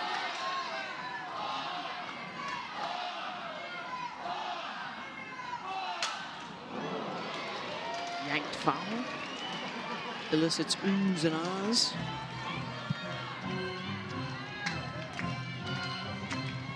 Tough to come in here and beat these guys.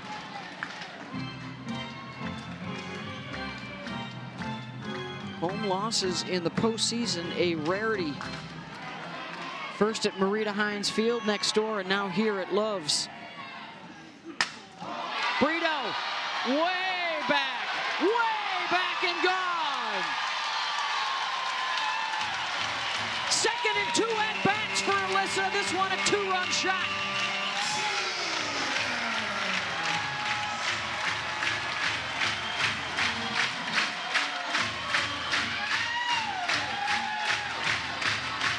For her 3rd multi-home run game this year.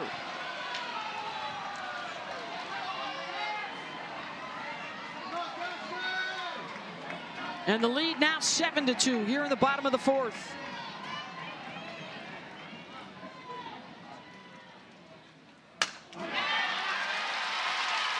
Right back up the middle. Pickering smacks a single. 3rd time she's been on base tonight.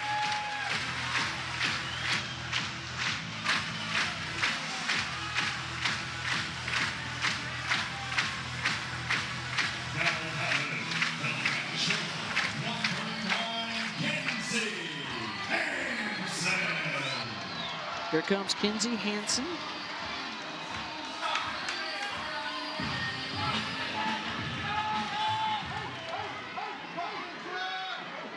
A ground out and a walk for Kinsey.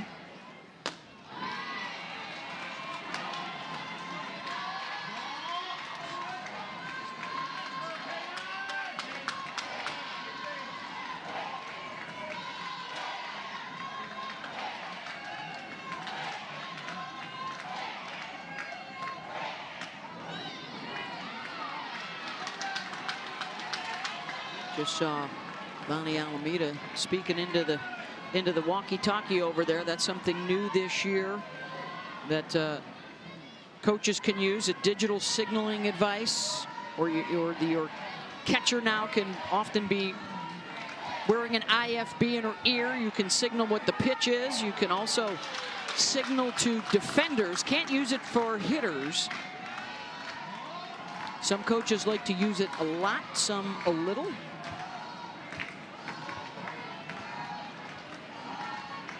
You'll also see some of the teams wearing watches, or some still going old school with the armbands. You could see the IFB and Michaela Edenfield when she had the helmet off. It's in her right ear, and I love that. Be able to just basically be right over her shoulder. Keeps the game moving.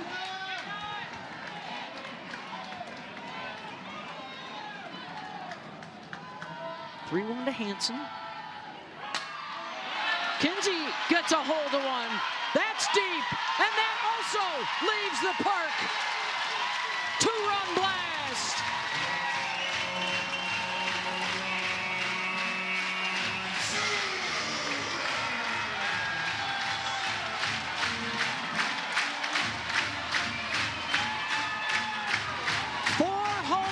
On the night for the Oklahoma right-handers.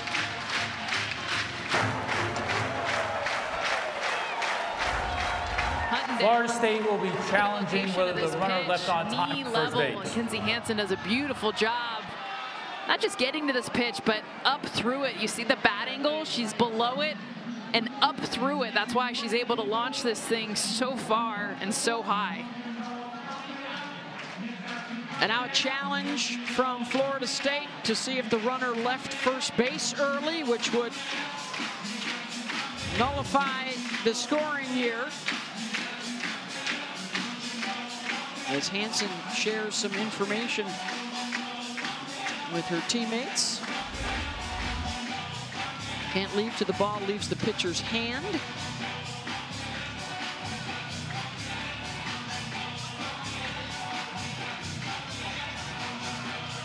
And that's going to stand. Yeah. Home run.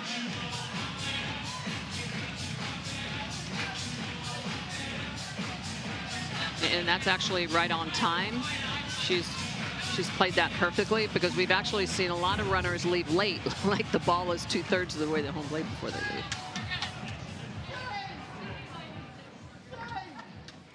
After further review, the runner on first did leave on time.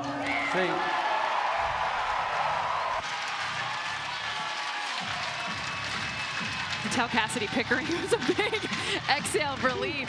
She did leave. I mean, it was right perfectly when she was supposed to, but you don't know. No, and then Kenzie Hansen gives her a hug like, thank you for not taking my home run off the board. 6 of the 9 now, courtesy of the home run ball for the Sooners. And a 9-2 lead. 4 straight hits, a couple of singles, a couple of 2-run home runs. And here comes Riley Boone. RBI single for Riley last time up for her. You know, a lot of people that are not familiar with Florida State just have to keep restating that, you know, this is a club that's very depleted in the bullpen. They don't have a lot of arms to go to, and sometimes you would obviously see pitching changes made in certain situations, but this is a series, and Coach Lonnie Alameda at some point has to save her arms for tomorrow. It's just a tough situation to be in. Well, Allison Royalty being out for the season. McKenna Reed hasn't pitched quite some time.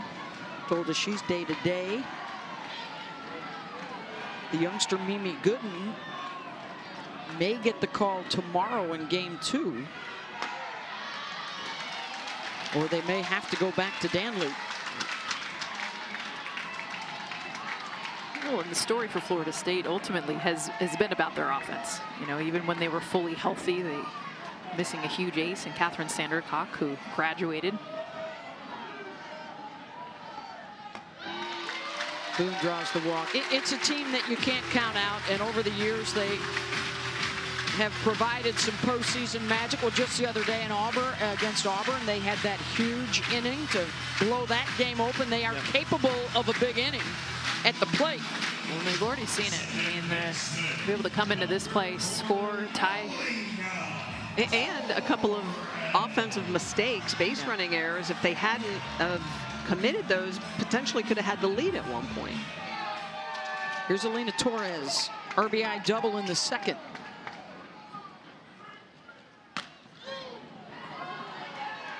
And what's interesting for Patty Gasso is she talked to us about how these two spots in the order. So right now, Lena Torres in the 8-hole, Sydney Sanders, who's on deck, Avery Hodge usually in the mix. She said if we can get one of these three to get hot, look out. Torres, deep fly ball back on the dirt. The catch is made by Belvi. 2 down.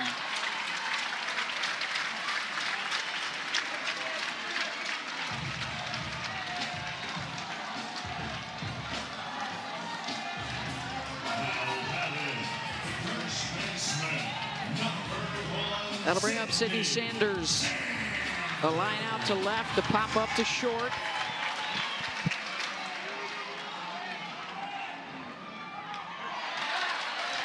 Riley Boone to second, thinking about third. She'll hold.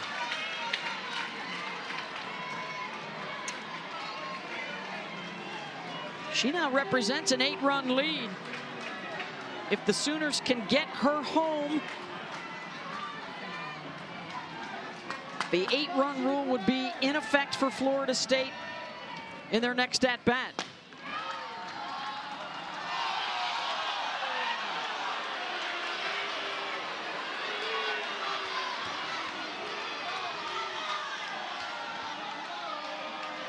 Everyone's an umpire.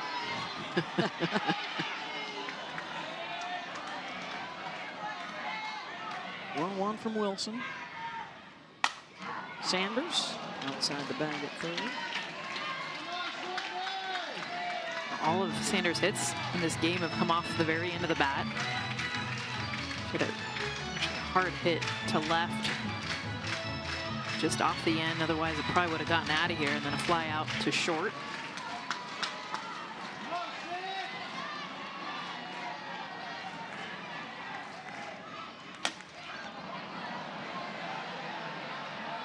Get into the Seminole dugout.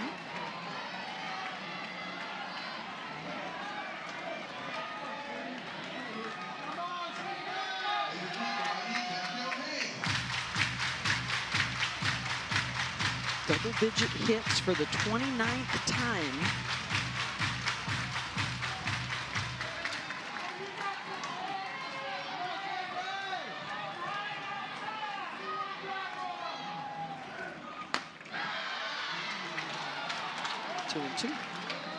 That's a good take from Sid Sanders. We've seen her chase that pitch a lot this season. A lot of strikeouts.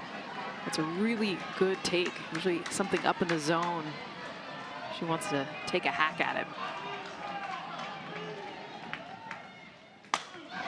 Sanders down the line, fair ball. Here comes Boone, headed for home. The throw in and the tag applied after the run scores for the third out of the inning. 10-2 Sooners. And a Fostern, our traditional quadruple header to open up the series live on ESPN. For more information on the 2024 Women's College World Series, go to NCAA.com, the official online home for all 90 NCAA championships.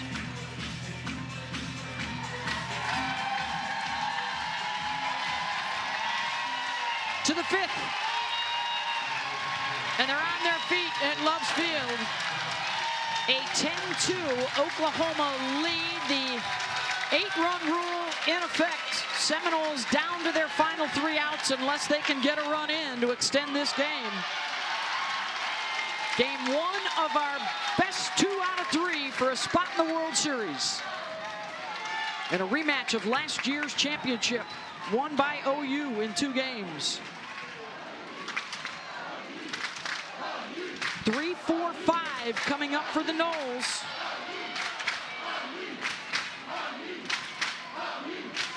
With some hitters that can knock that run rule out in a hurry.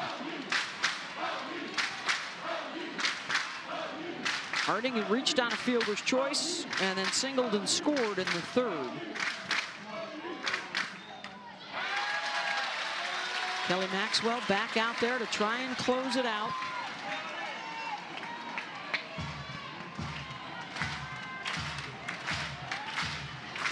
looking for her second win of this postseason, the 10th of her NCAA career, the 78th win of her collegiate career.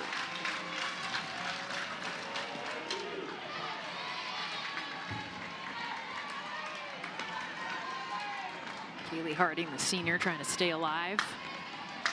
This upperclassman done so well in these big moments, keep extending the season.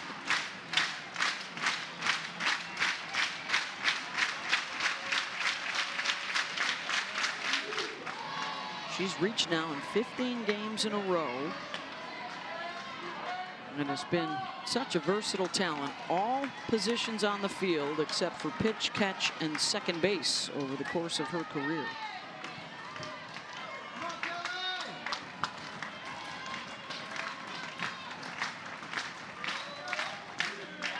Full count.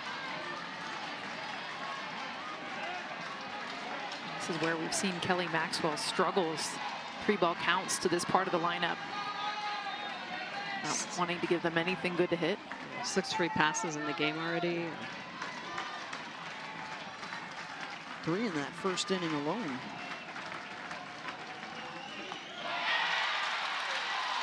Ball 4. Another walk and approaching 100 pitches here in just the top of the 5th.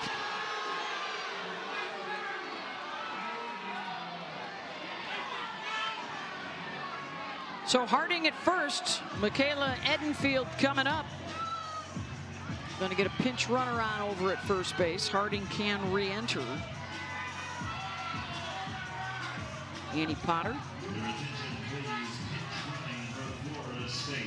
FSU gets Annie home. They can extend this game.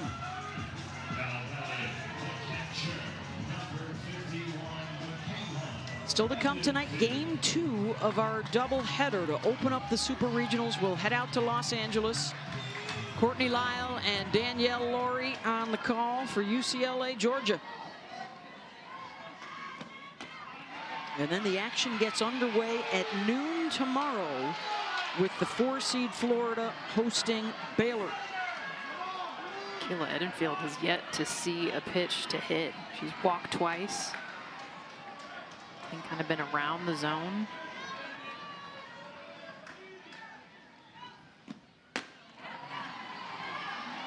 Tuno. And Hansen wants a chat. We're going to go after it. The time is now.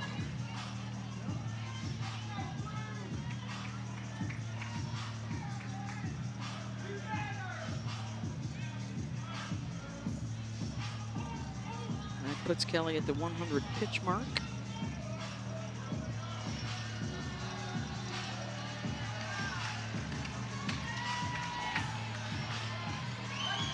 Ample opportunities tonight for both sides. 8 of the 9 in the Sooner lineup, 8 of the 9 in the Seminole lineup have been aboard. There's definitely been a lot of traffic on the bases, that's for sure.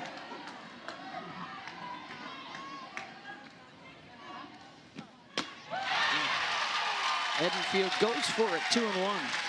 That's ball 3, but Edenfield, she wants to hit. She's like, I walked twice this game. Let me swing the bat. Didn't come here to lay up.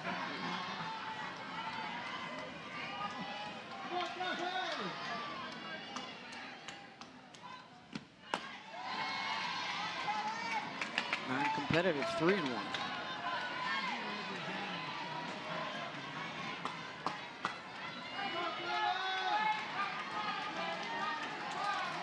Freshman Isa Torres on deck.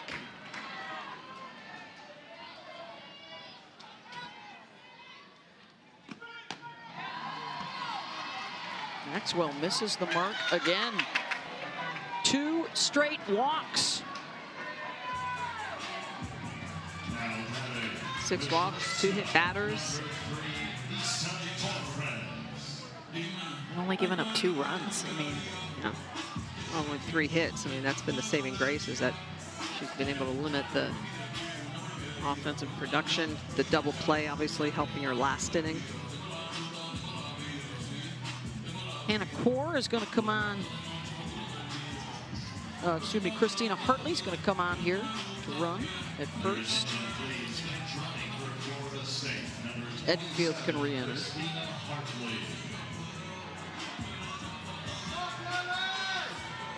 So with 2 on and nobody out, Torres has a chance to extend the game.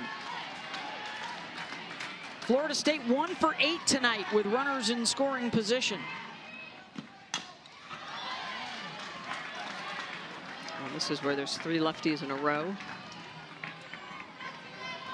It is Flaherty up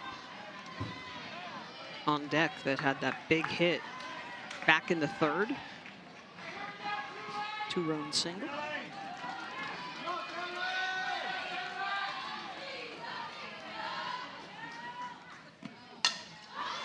Torres pops it up.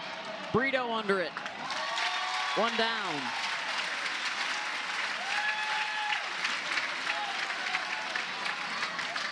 From the freshman to the senior, here comes Flaherty. Second baseman, number 9, Captain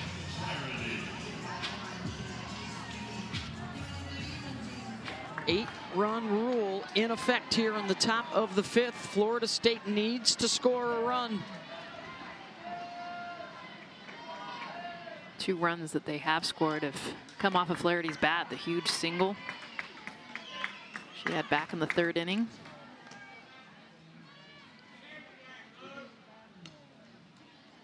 Looks like a battery issue, or trading out Hansen's signaling device.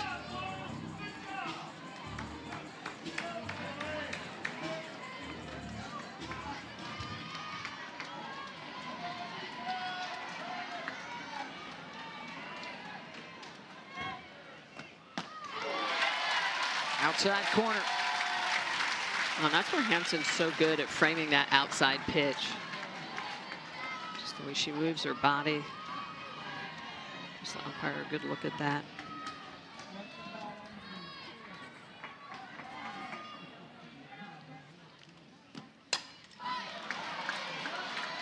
And 2.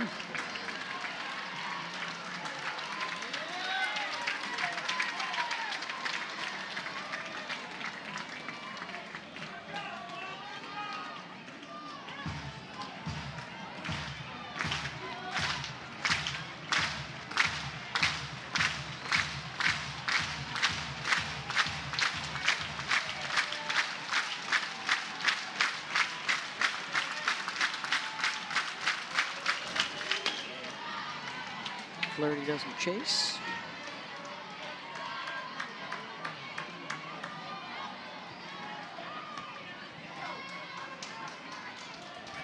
Couple on walks to Harding and Edenfield. That's Potter and Hartley out there, the pinch runners. Flaherty, slow roller. Maxwell spins, fires to first. Got her, 2 down. Runners advance. Another good defensive play by Kelly Maxwell, because Flaherty has so much speed getting down the line.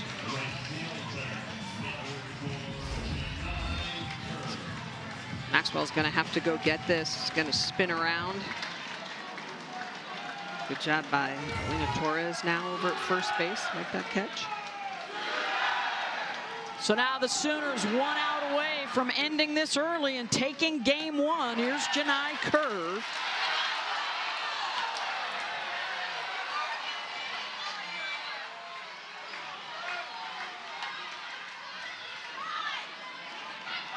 A ground out and a fly out for Janai tonight. With Potter at 3rd base, Hartley down at 2nd. 2-0.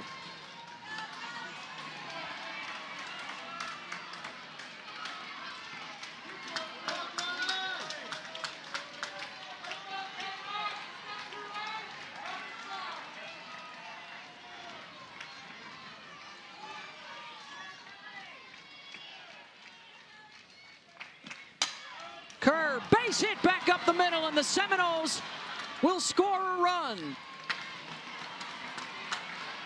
And it's now 10-3. And they bought themselves some more time and some more at-bats.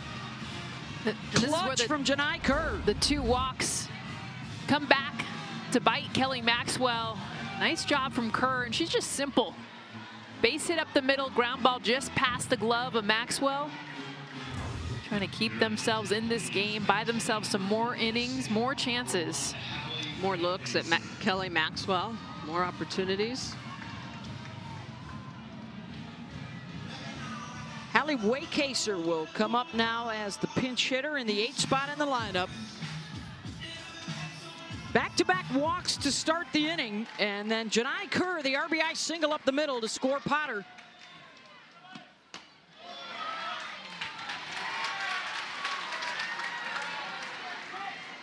And we will play a 6th inning.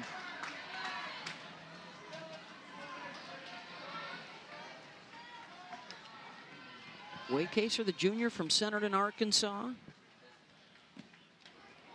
Wow. Snagged by Hansen to save a run. Hansen. I mean, you want to see an athlete. Wow. To be in this position in a squat, watch, she's setting up to go left. She scoots right, stays low. And Kirk could have probably gotten a second, didn't even advance.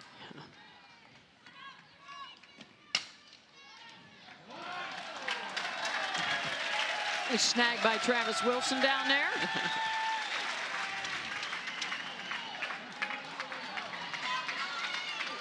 He said, hey, I used to play me a little fast pitch down under.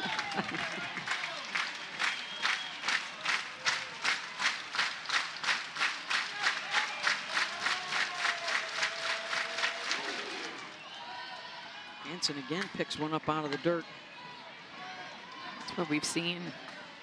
Maxwell's misses that arm side, not being able to pull that curveball back over even near the plate.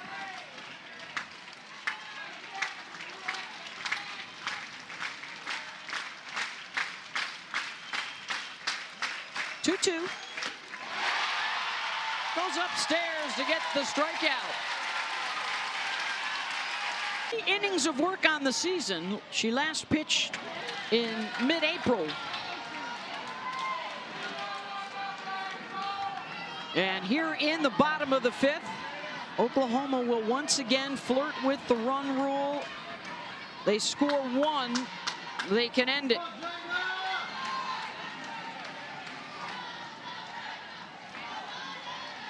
Game 1, best 2 out of 3. Back here tomorrow night, 8 Eastern. A full weekend of Super Regionals on the road to the Women's College World Series.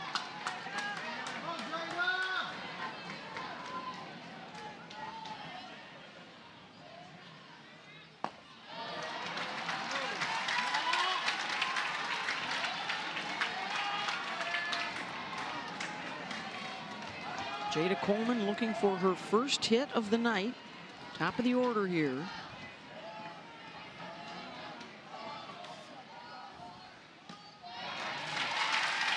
Draws the walk.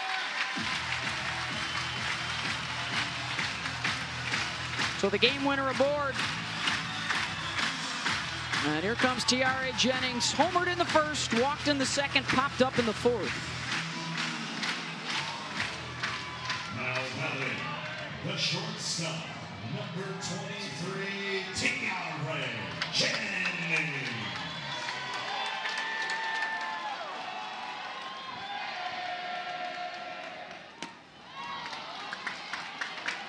Kayla Edenfield showing off the glove work as well, seeing some great athletic catching. She's been a leader and a force behind that plate. She calls timeout. I love seeing this. Maddie Bach, you could see it in her eyes, the sophomore.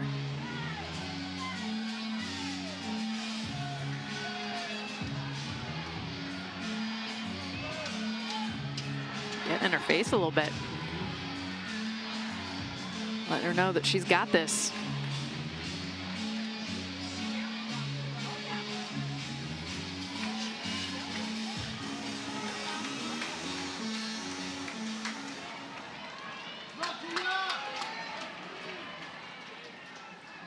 One-0 to Jennings.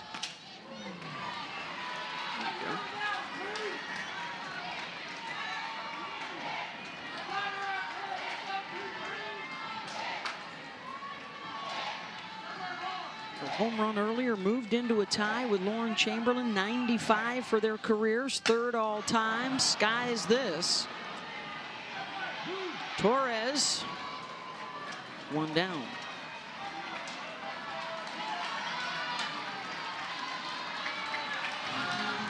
And here comes Ella Parker. Designated player, number 5, Ella Parker.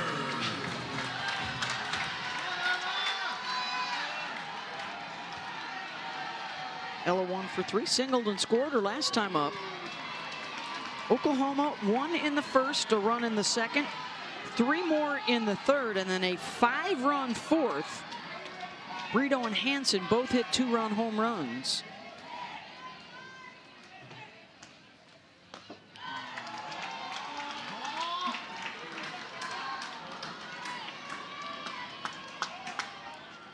Important for Oklahoma to stay patient.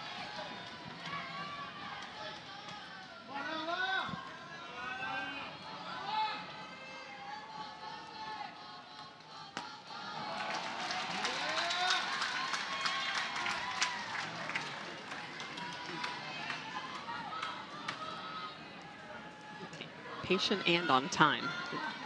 It's going to be challenging for hitters when you're used to seeing 68, 70, and then see lesser velocity. Making adjustments, pitches out of zones. 3-1.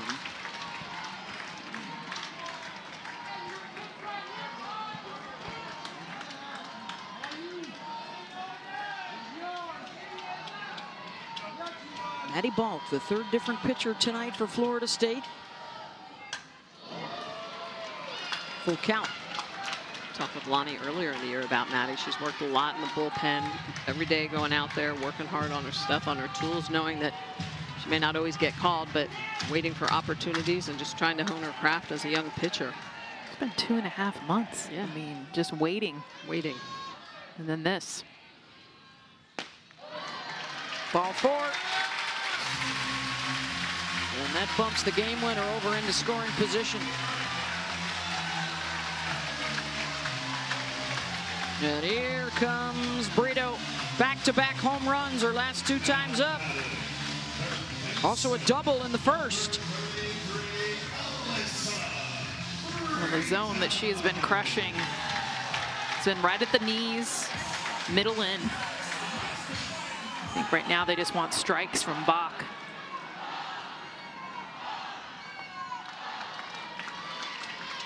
Let alone a zone. Down in the dirt, 1-0.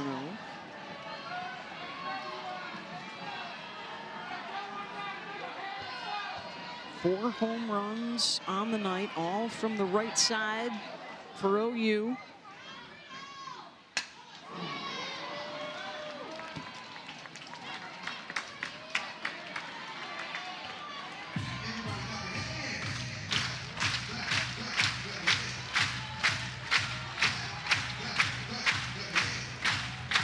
Walks to Coleman and Parker.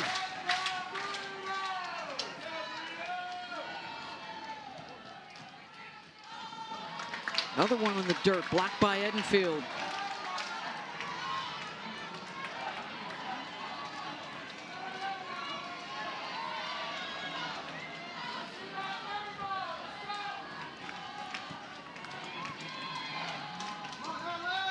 Two 2-1 to Brito. And now 3-1. Release point, she just does not want to miss up, and everything has been late.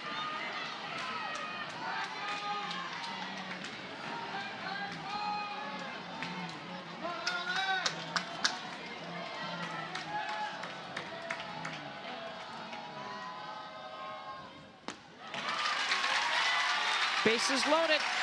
1 out for Cassidy Pickering. And the game winner now at third.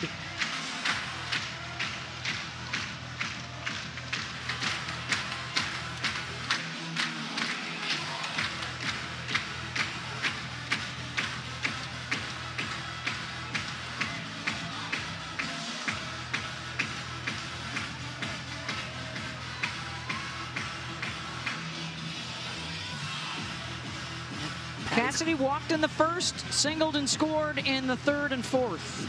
Patty just reminding her freshmen, hey, you know, she's struggling to find the strike zone. Do not help her out. A walk is a win.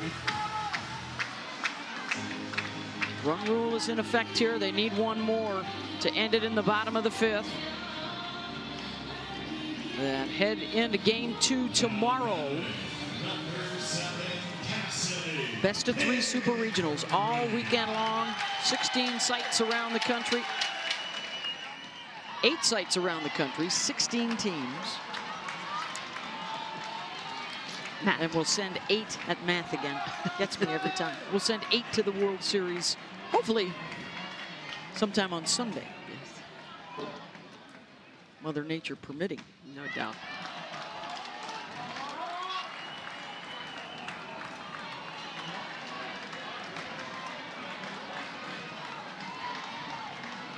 Still to come. Georgia, UCLA.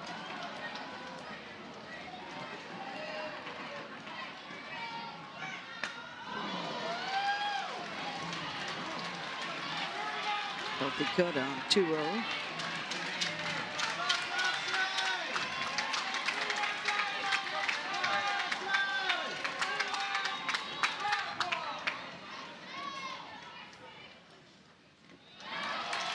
Blocked again by Edenfield. He had 7 blocks this inning.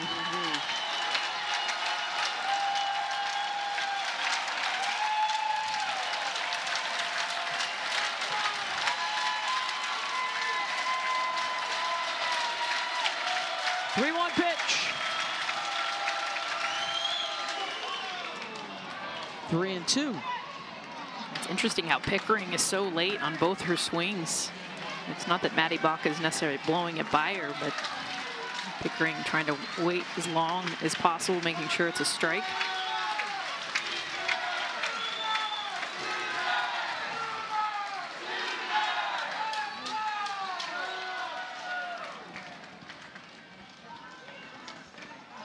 Everybody clap your hands.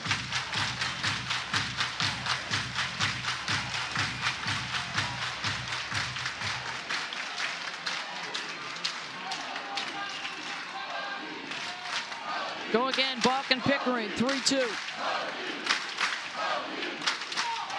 Ball 4, and that'll walk in the winning run for Oklahoma. And a run rule victory here in game 1 for the Sooners, 11-3.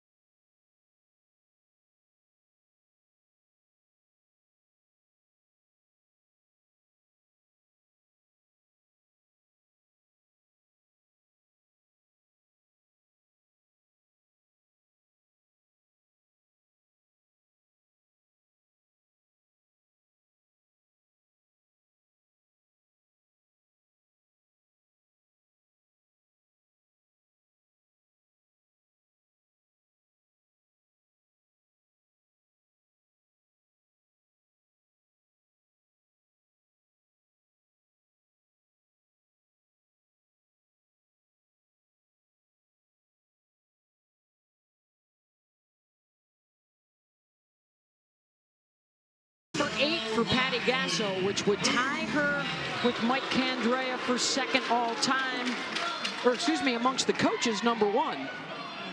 And this Oklahoma program tied for second with Arizona behind UCLA's 12.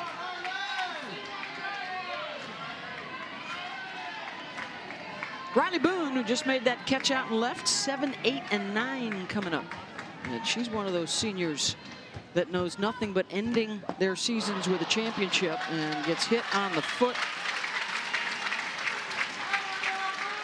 Second free pass for OU.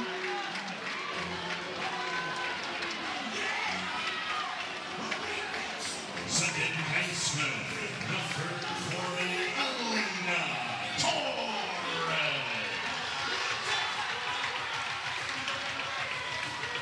Here's Alina Torres getting the start at second base tonight.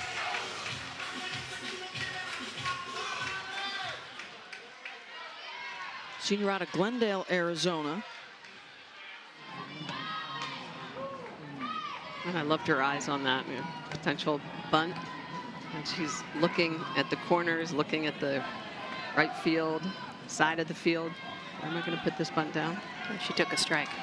Yeah. She has 4 sacrifices on the season. You don't see that a whole lot, OU sacrificing. So many boppers in this lineup. This is the time of year where the leadoff batter on, you want them in scoring position, knowing that the top of the lineup, even your on-deck hitter, is a big home run hitter. Well, when almost everybody hits 300, right? You don't want to waste the out.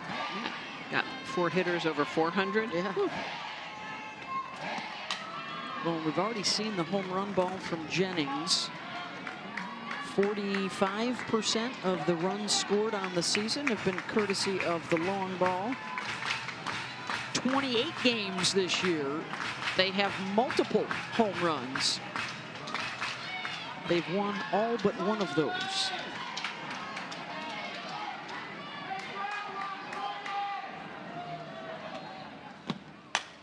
One-two, opposite way, and there's a gapper. Back to the wall in the right center. Boone's gonna come all the way in and score for Oklahoma. Torres makes it 2-0.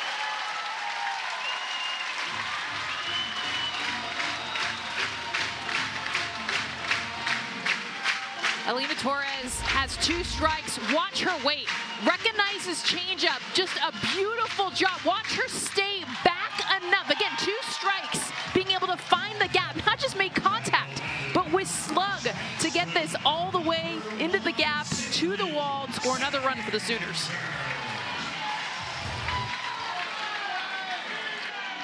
Here's Sydney Sanders with an RBI opportunity.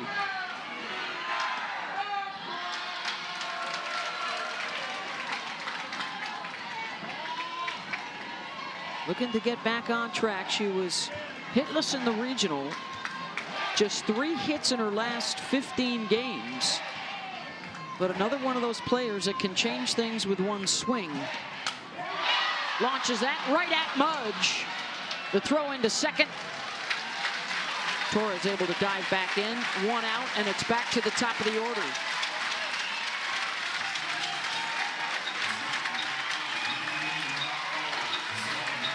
Practically a standing ovation for Sydney Sanders. They know how much she has struggled, and she crushed that. Something to build off of.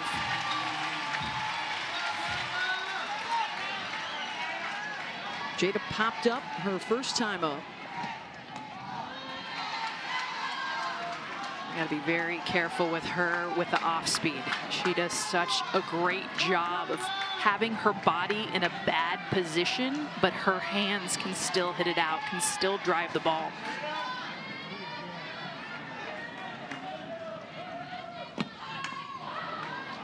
Tried to drop down the bump, 1-1.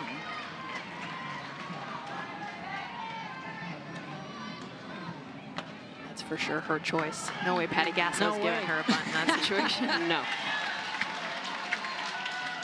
She was 6 for 9 in the regional with a 750 OB. One of their playmakers.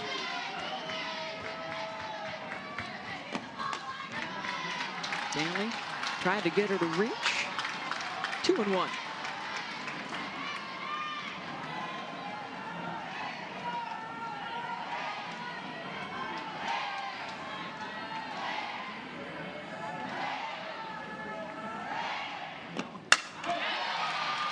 One hopper of Flaherty. Side retired, but excuse me, for the second out. Here comes Jennings.